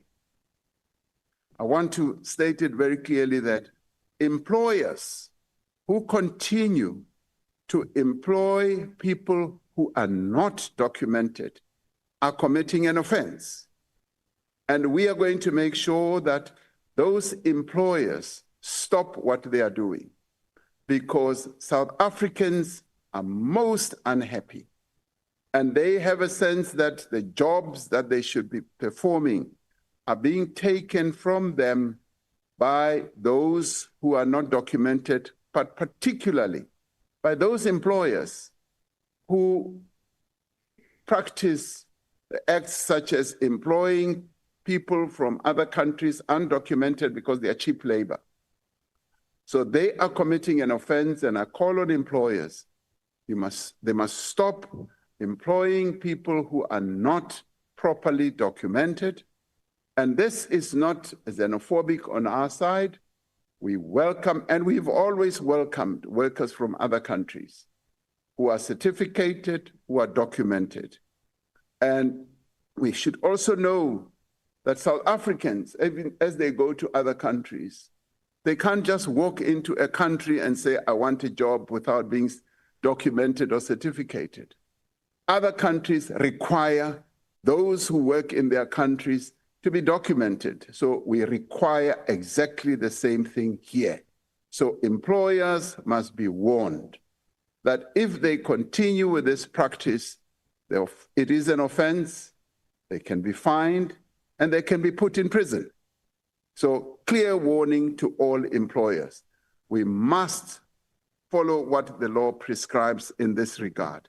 The Department of Labor has presented an Employment Services Amendments Bill that is to introduce quotas, as it were.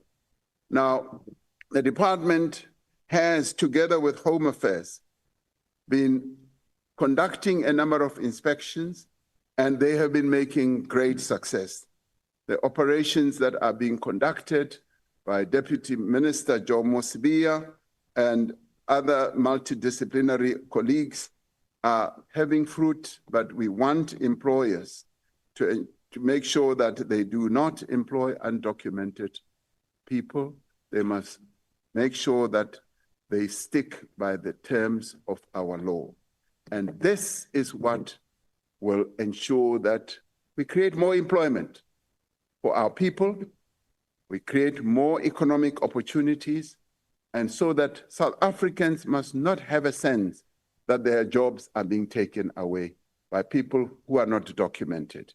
However, we do welcome people who are documented. They can always come and work in our country because we need their skills.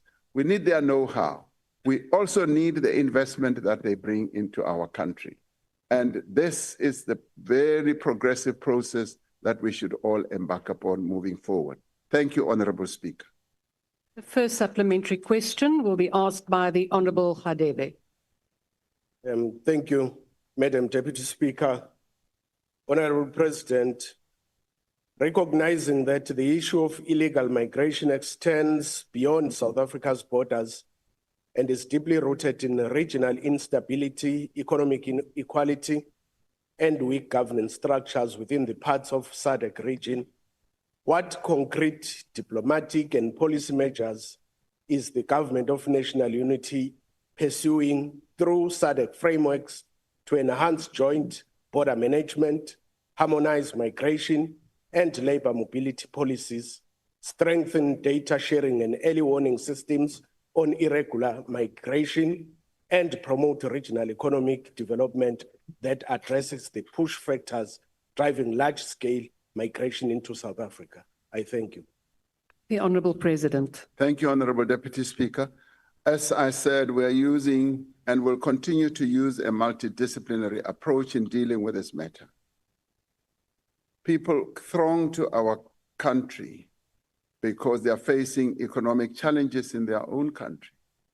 In a way, they are economic migrants or refugees. However, we would like those who come to our country to be properly documented. But at the same time, through diplomatic means, as I said, through binational commissions that we have with various countries, we discuss these matters. And we argue that we should have a regional approach and strategy of dealing with issues of migration. But more importantly, it is also important that all countries in the region should promote economic growth so that we can see the economies of various countries in our region growing. And that will forestall the need for people to want to come to our country. So we need to have a much more comprehensive approach and policy that will promote the economic growth, not only of ourselves, but various countries in our region. And it is to this end that the Africa Continental Free Trade Area will play an important role to enhance trading amongst all our nations, not only in Southern Africa, but on the continent. And that in itself will then, yes, promote the movement of people. And the movement of people must be on a documented basis. People must be able to, yes, move seamlessly throughout the region, but properly documented and properly permitted. So if we approach it in a coordinated fashion on a multidisciplinary basis, we will be able to see virtual progress that will grip the entire region. Thank you, Honorable Deputy Speaker. Second supplementary question will be asked by the Honorable Ruiz. Thank you, Honorable Deputy Speaker. Honorable President, we welcome the no-nonsense progress that has been made under Minister Leon Schreiber at the Border Management Authority, with a staggering increase of triple the number of illegal border crossings stopped in the last festive season alone.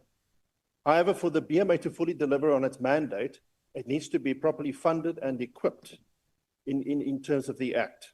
The BMA was formally established as a Schedule 3A entity, a public entity, on the 1st of April 2023. So it's been 2 years and 7 months since the SAPS border police have not been integrated into the BMA. So, Honourable President, will you commit to ensuring that the transfer of SAPS border units to the BMA will be finalised in full in compliance with the Act? And within what time frame can the nation expect this to be completed? The Honourable President. Thank you, Honourable Deputy Speaker. When I appointed Minister Schreiber to be Minister of Home Affairs, he was overjoyed to find that the BMA is in place and that it is working. Now, Minister Schreiber gives me reports on an ongoing basis. And he often says, Mr. President, I could not be happier because I have really dedicated people in Home Affairs. And he is now in addition to a team that is really doing good work. So we need to look at the entire team and encourage them because they play a critical role. You're absolutely right that having set up the BMA, and let me add, the BMA took a long time to be set up. And some of the problems were here in this house because there were, I suppose, when reforms have to be implemented, it takes time for those who have a monopoly of control over certain processes to let go. And they have to be nudged, they have to be taken for. This is where I wish I was a dictator, because then it would just happen like that.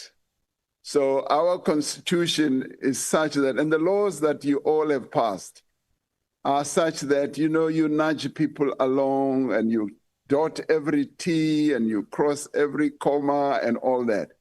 But it is getting there. and you want to know when will the South African police be fully integrated, they will be. We're working on that, and I'm not able to give you a time frame, but the BMA, I promise you, is one of the great reforms that we have implemented in the past two administrations. It's a good thing because it works in other countries, and we were too slow as South Africans to lead up to where we are with the BMA. Now, resourcing the BMA is another important task. We have been, because of our economic situation, we have scaled back on resourcing the Defense Force, the police, and the BMA, and correctional services, and we are now gearing up more and more to resource these entities. And Minister Schreiber will soon be smiling when he hears that, yes, there will be a little bit more additional money that will be given to the BMA. And so will the others as well. So we're making progress. But let's not make the progress that we are making one-dimensional. It must be multidimensional. It must be the entire government of national unity that is working together to effect the progress that we are making. Thank you, Deputy Speaker. Third supplementary question will be asked by the Honourable Letlape. Thank you, Deputy Speaker. And welcome home, Mr. President, from Asia. Yes. Since we are a nation with a friendly, all who live in it, rights-based approach, with stressed social services, how will the President ensure that the pain of taking care of our guests in health services is not only borne by the ordinary who rely on public services, but by all South Africans, especially members of this House, to be able to make actions of groups like Dudola and Much Too Much not necessary? As for example, the President has spoken about beautifying the cities for our guests from G20. Can we also ensure that our guests that need social services see the best side of South Africa by being taken care of where we go for our health care, in the private Thank sector, you, Honourable not Letlape. where we have distressed services? The Honourable President. Honourable Deputy Speaker, it's been very disturbing, and it continues to be disturbing to see how ordinary people are being forced out of our health services just because they come from other countries. This is not us. This is un-South African. This is not Ubuntu. Now, our Ubuntu characteristic must be clearly played out in how we deal with people from other countries as well. It must be clearly put on display in promoting and respecting their dignity and treating them just as we want to be treated. When the apartheid government forced many of our compatriots outside of our country, we were well treated. When O.R. Tambo and many others went to various locales, not only on our continent, but globally, they were well received, well treated. And it is a real blight on the character of our nation to see how South Africans will take the trouble of going to hospitals and clinics and taking people out and preventing them from being treated. This is not what our Constitution is all about. Our Constitution is about the respect of the rights of people. It's not only the respect of the rights of certain people, all people. Much as we have challenges in our resources, in our hospitals and clinics, it does not mean that we have to be cruel. It does not mean that we have to treat other people badly. So what those organizations have been doing is un-South African. It's not us. They don't represent who we are. And we must all say so. Well, that's not who we are. Thank you, Deputy Speaker. The last supplementary question will be asked by the Honourable Kwankwa. President, thank you very much. The crisis of illegal immigration in South Africa continues to affect ordinary citizens, particularly in the labour market, as you've already highlighted. President, in this regard, the hypocrisy of some of the African countries on this issue cannot continue to go unchallenged. Across the African continent, governments defend their labour markets. Zimbabwe's indigenization policy is one example. Tanzania's business licensing order excludes non-citizens from many trades. Ghana's Investment Promotion Act reserves certain occupations for Ghanaians. We have raised this matter on numerous occasions, that there needs to be a reserve policy, especially for South Africans, to ensure that we protect certain sectors for them. Even the African peer review mechanism, the country report in 2007, warned us that we should address the unfair competition that takes place between locals and illegal immigrants in policy and in law.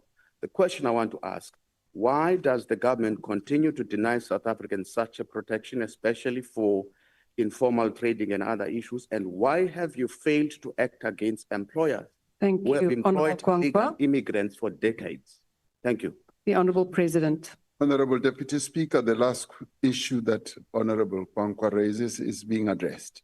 I spoke to it, and I have made it clear that employers who employ undocumented migrants will be dealt with. And they now need to know more clearly and firmly that they will be prosecuted and they will be fined and they could even be arrested, because it is an offense to do so. Now, that whole process has also been constrained by the availability of the various inspectors and personnel, but there is now an intergovernmental working together structure that is going to enhance all that. And hence we are now saying to employers, be aware that you will be prosecuted if you employ undocumented people.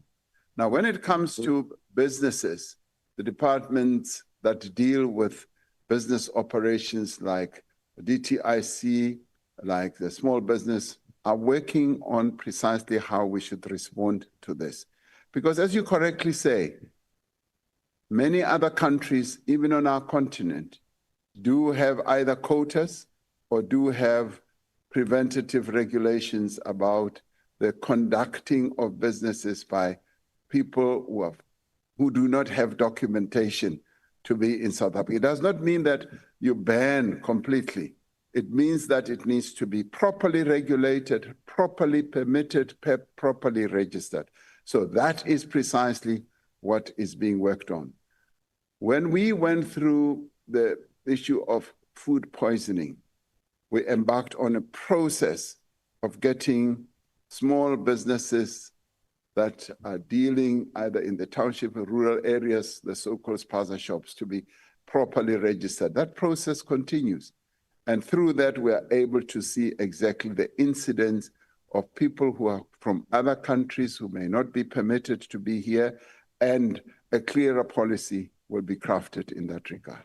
Thank you, Honourable Deputy Speaker. We now move on to the last question. Mr. President, this is quite a long question, so I don't know if you want to rest your legs, perhaps. The last question has been asked by the Honourable Makubela. The question is, in light of the global economic trade flow disruptions arising from unilateral imposition of tariffs, the investment confidence challenges that negatively impact the domestic industry performance and economic growth prospects, and the Cabinet's recently endorsed economic response package to the 30% tariffs imposed by the United States of America, there is now also an imminent imposition of 50% European Union tariffs on the steel industry. What is the government's comprehensive response to the global economic volatility that negatively impacts the major domestic industries, particularly the steel and related sectors? How will the government's ambitious strategic investment drive as part of its investment strategy to boost foreign direct investment reinforce direct investment in the productive sectors of the economy to ignite industrial growth, localization, and diversification. The Honourable President. Thank you, Honourable Deputy Speaker and honourable members. Part of a comprehensive response to global economic trade flow disruptions is the acceleration of the diversification of markets and products of the South African exports. While we are actively engaged with both the European Union and the United States on negotiating trade agreements, we are prioritizing the implementation of the Africa Continental Free Trade Area and expanding export initiatives to established as well as emerging markets globally. The aim is to expand opportunities for South African products across a range of sectors to develop increased resilience of South African exports in dynamic global markets and to manage the risk that results from targeting too few markets.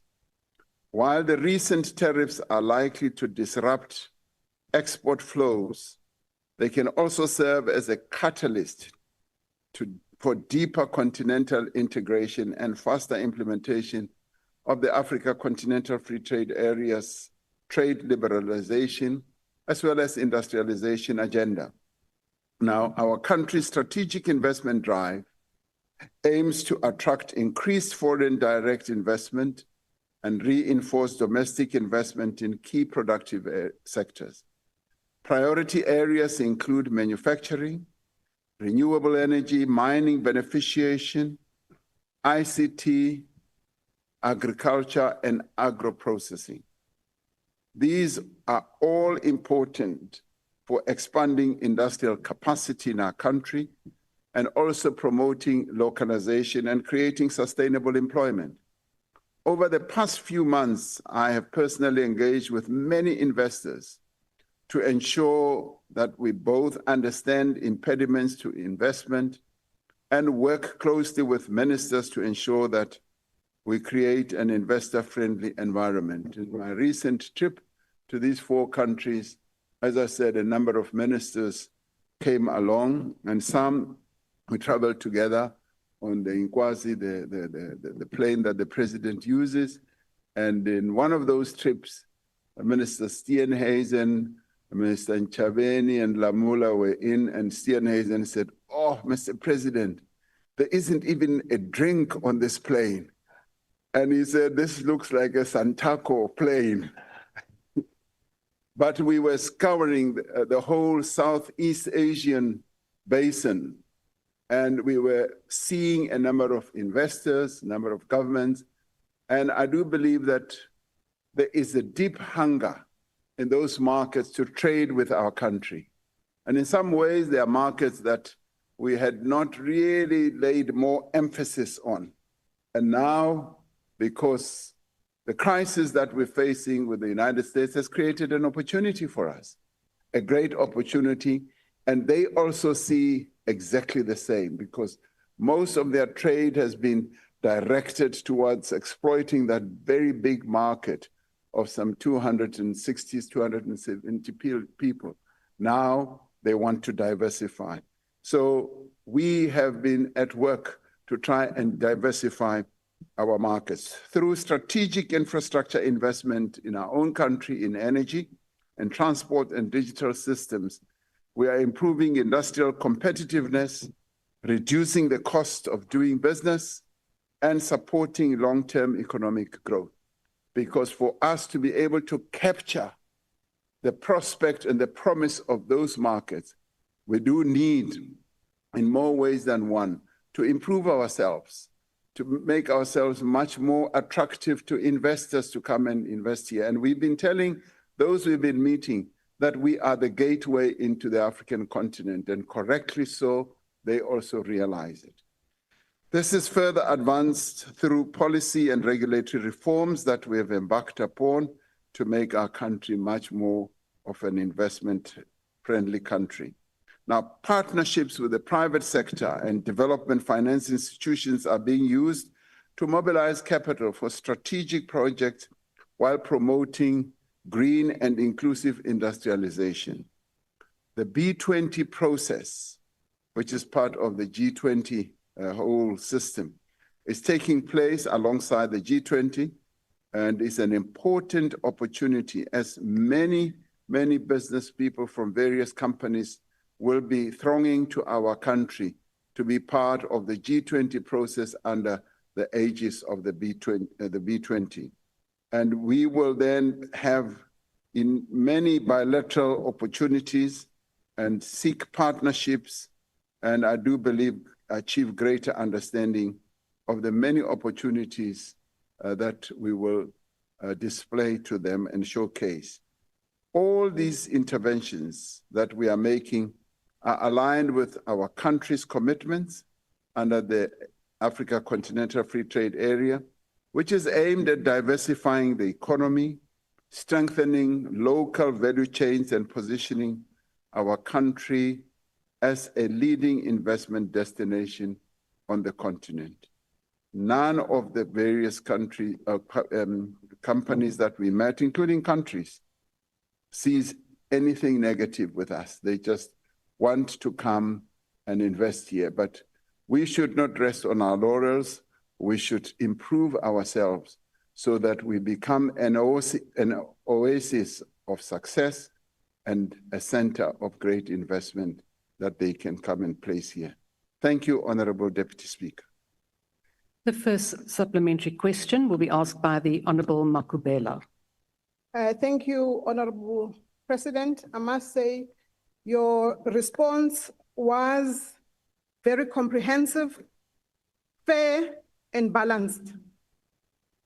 But President, given the vulnerability of the domestic steel and the manufacturing sectors that are prone to tariff-induced market distortions and the global value chain disruptions, what additional policy instruments or trade diplomacy measures will be prioritized to protect South Africa's industrial base and safeguard the many jobs that are prone to the vulnerability of these tariffs?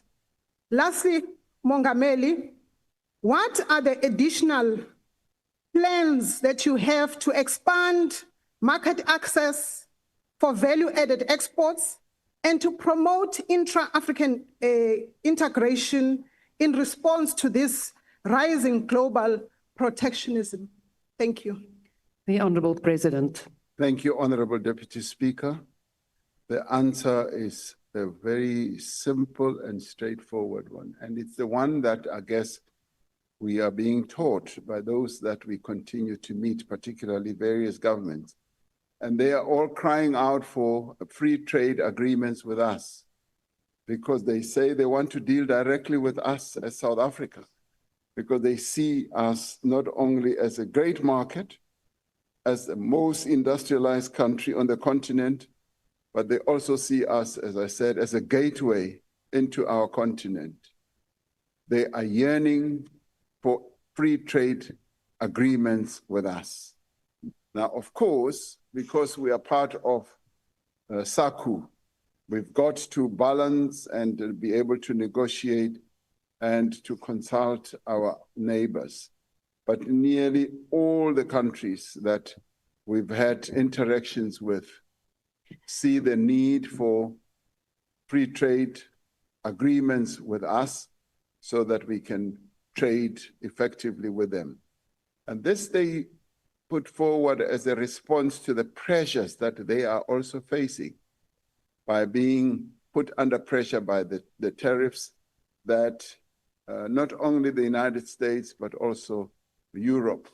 And these two markets are big markets, and we have tended to focus on them, but they also want to turn and diversify as we now need to. Of course, it does not mean that we sort of soft pedal on increasing our trade with Europe and the United States. We do both. And in a way, we burn the candle on both sides and make sure that We do intensify the export of our products to the United States, to Europe, but to other new markets, including our own continent. So we need to reach agreements, and we need, from a diplomatic point of view, have good relations, top-class relations on a bilateral basis with those countries, because we found that when bilateral relations are improved or are set up between two countries, the business community tends to rally behind this diplomatic agreements that will have been reached. And to this end, those that we visited, we've invited to come to South Africa on state visit so that we can consolidate the relations between us and them. A number of our ministers and the Deputy President have been going around various parts of the world, including our continent. And the task has always been, let's go and hunt down markets where our products can go. So a great deal of work continues to be done in this regard. There is not a moment that we let slip. And as we go around, Deputy President, myself, we hold business for us. We either take business people from our country and meet business people on the other end and discuss opportunities that there are in our country. Thank you, Honorable Deputy Speaker. The second supplementary question will be asked by the Honourable Smith. Thank you, Honourable Deputy Speaker. Mr. President, South Africa's investment strategy is also derailed by non-tariff barriers rooted in our country's failed domestic policies, such as broad-based Black economic empowerment, facilitating rampant corruption, and the self-enrichment of the political elite, which massively dissuades trade and foreign direct investment. If growing the economy and creating jobs is so important to you, what reforms to domestic policies, such as the failed BEE, are you prepared to make to jumpstart foreign direct investment and get our economy working for all South Africans? The Honourable President. Honourable Smith, as I was looking right across, I kept locking my eyes into yours, expecting you to ask a really, really intelligent question.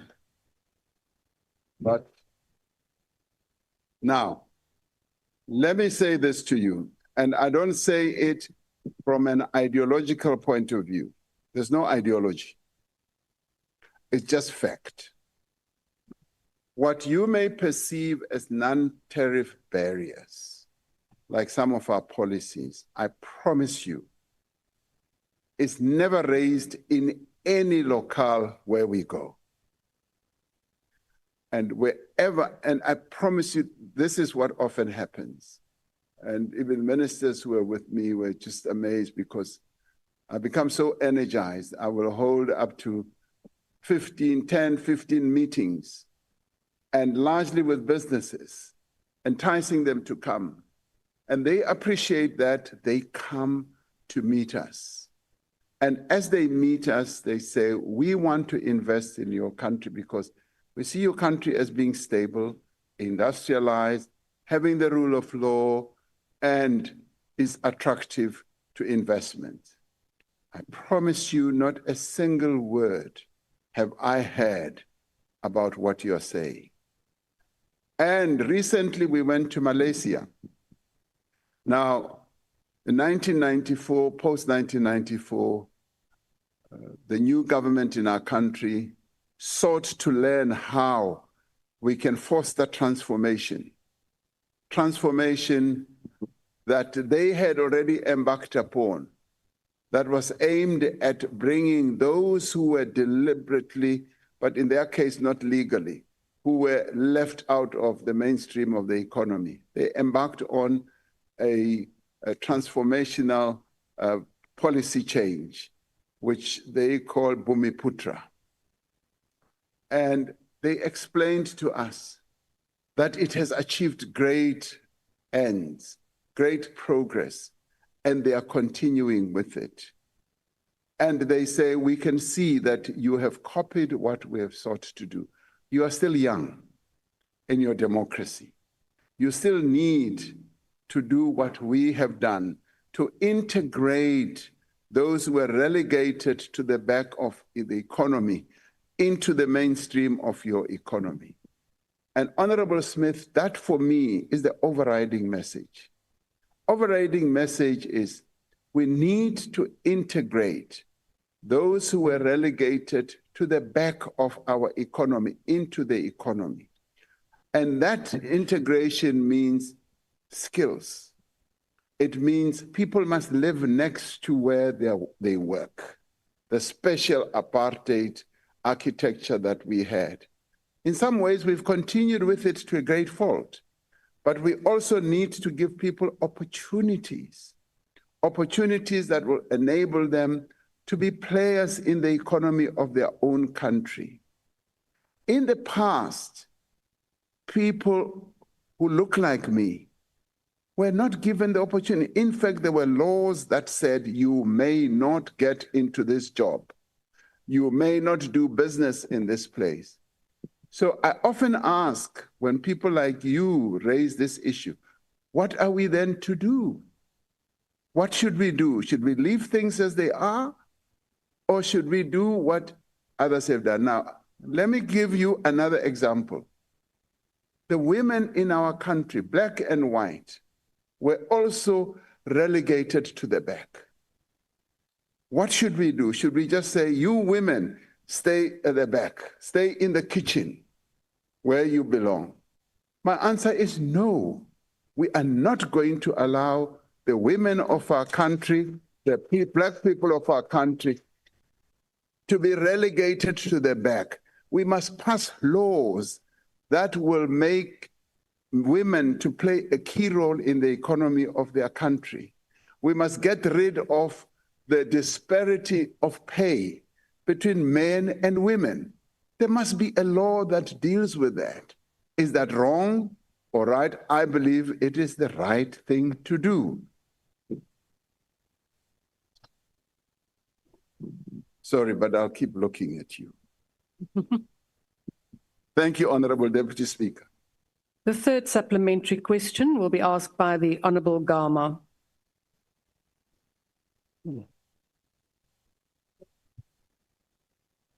Mr. President, you are quite a wordsmith. Protagonist Thank you. And purveyors of opportunity always talk about this issue of never wasting a good crisis. And I think you've outlined that, or at least the principles around that. The bilateral trade war is not about preserving current policy space, but about securing market access and development. And I think we agree on that.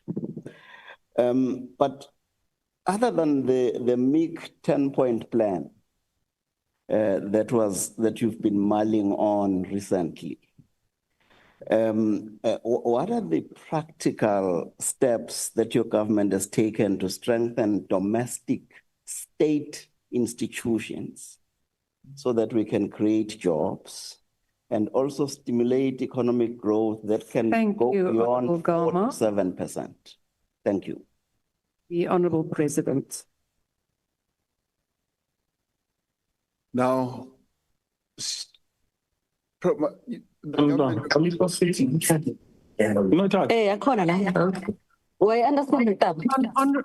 member on the platform, please mute your microphone. Honourable members in general, if you are online, please make sure that you are muted. You are interrupting proceedings. My apologies, Mr. President. Please proceed. Thank you, Honourable Deputy Speaker. One of the key priorities that we set out as the Government of National Unity is to foster economic growth. And one of those is to strengthen the capacity of the state. Faced with a fiscal position that is not ideal and weak, we have resolved that what we need to do is to embark on reforms that are going to reposition our state-owned enterprises. Because, as many of us know, our state-owned enterprises went through enormous challenges, and many of them went into reversal, accumulating a lot of debt for a whole number of reasons. And what we've sought to do is to ensure that we embark on reforms and mobilize finance so that they operate a lot better. Now, we may not agree from an ideological point of view on whether, for instance, we should do what other countries continue to do, and we saw it to good effect in Vietnam, a communist country, where they have embarked on reforms of their state-owned electricity entity in the same way that we are proceeding forward, where generation has been separated, where transmission continues to be owned by the state. A crazy thing that happened. Honorable Klute, please mute yourself. Apologies, Mr. President. Now, all this is aimed at improving the operations of those entities, whilst the state continues to play a key role. We're doing the same thing with our logistics complex, where we're improving our harbors and utilizing what others continue to do, concession those out so that we crowd in capital and make sure that there's a better utilization of the financial resources. And through that, be able to use that as, if you like, a flywheel that will continue driving economic growth, which will then manifest itself in the private sector operations, privately owned companies, and so on. But where the state continues to play a critical role, both as an owner, as a regulator, and also, yes, as a manager in some of those institutions. Now, we're delineating clear roles of what needs to be done. And as we do so, we are attracting capital, which is in great need on our part, capital that we will be able to utilize to good effect. And some of the things that we have done in the past have actually paid us fairly good dividends. You know, we built the N3, the main economic artery of our country, by concessioning. It was built with private sector money. It is now coming back to be fully owned by the state. We've used other people's money to make our infrastructure better.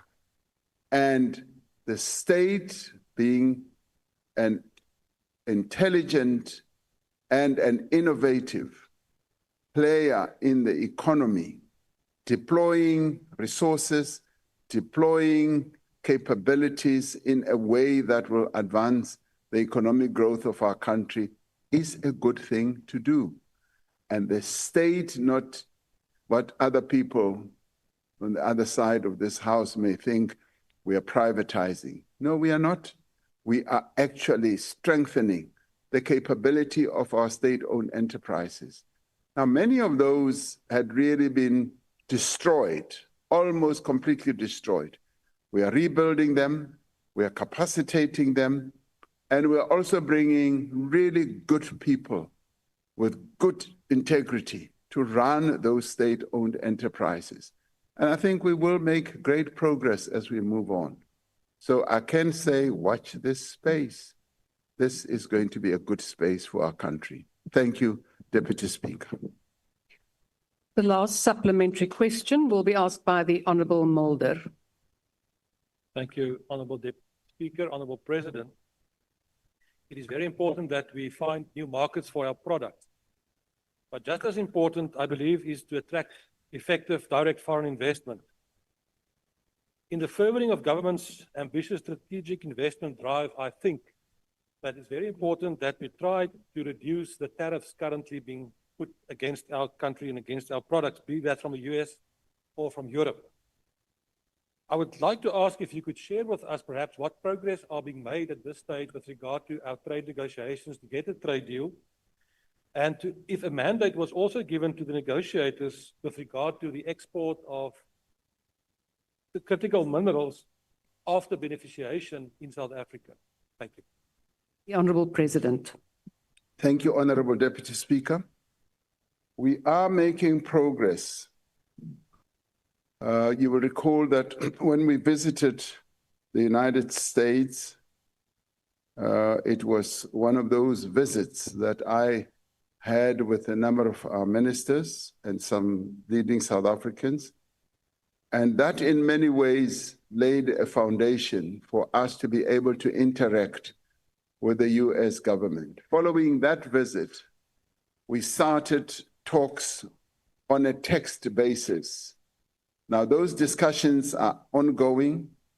And may I add that there was a time when the US government said, following that visit, they have now taken us higher up the list of countries that they had to deal with. I remember once talking to President Trump, and he was saying he's having to deal with 196 countries and all that. And the text-based negotiations are now going on. And our team, as I said earlier, will be going back to the United States. They are already being well received. They are already able to sit down to talk about the trade issues. And of course, the discussions, Honorable Mulder, also touch on non-tariff issues. But we have been able to say we are prepared to even talk about the non-tariff issues.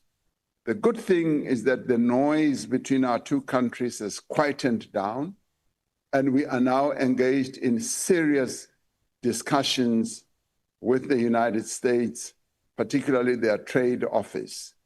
And that for us is a great advance.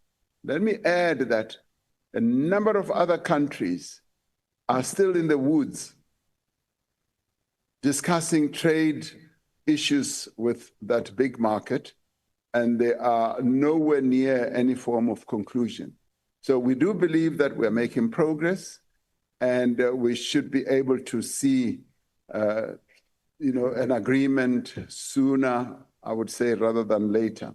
And I'm hoping that it will be a great deal sooner. And one has to know that they're having to deal with so many countries after Liberation Day announcement.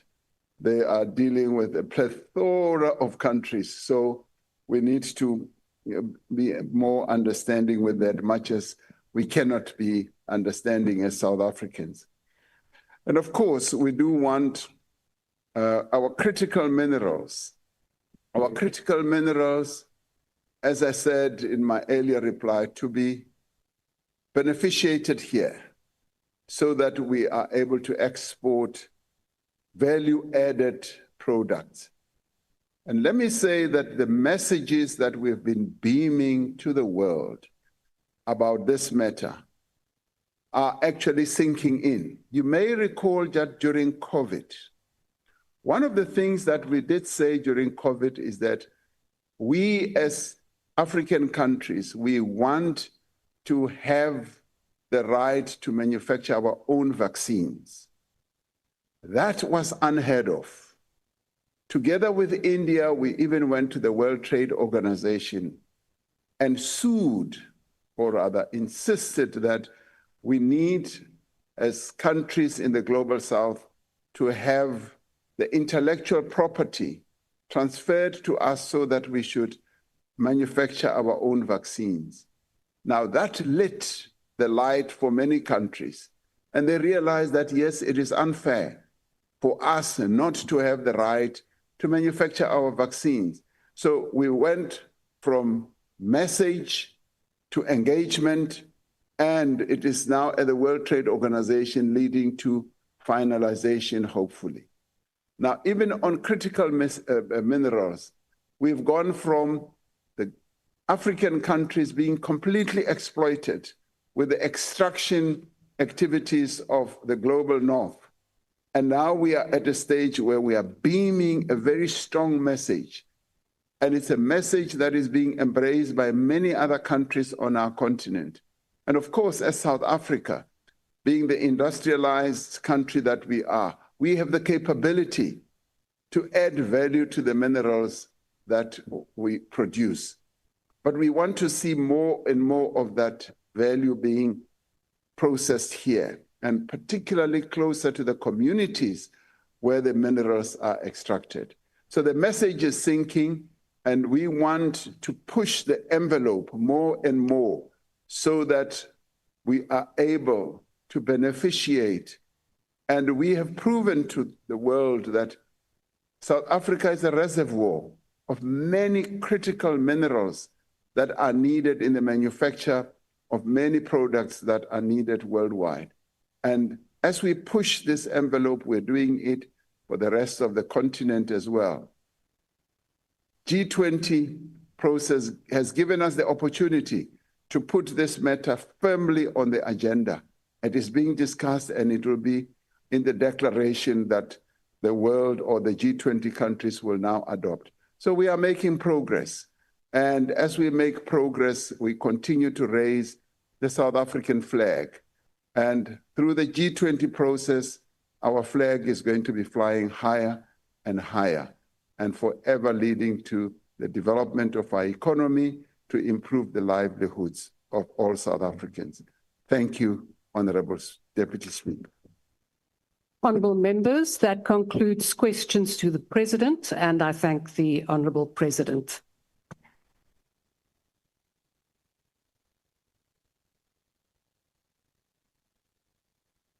Honourable members, I request that members stand and wait for the presiding officer and the mace to leave the chamber. That concludes the business of the day, and the House is adjourned.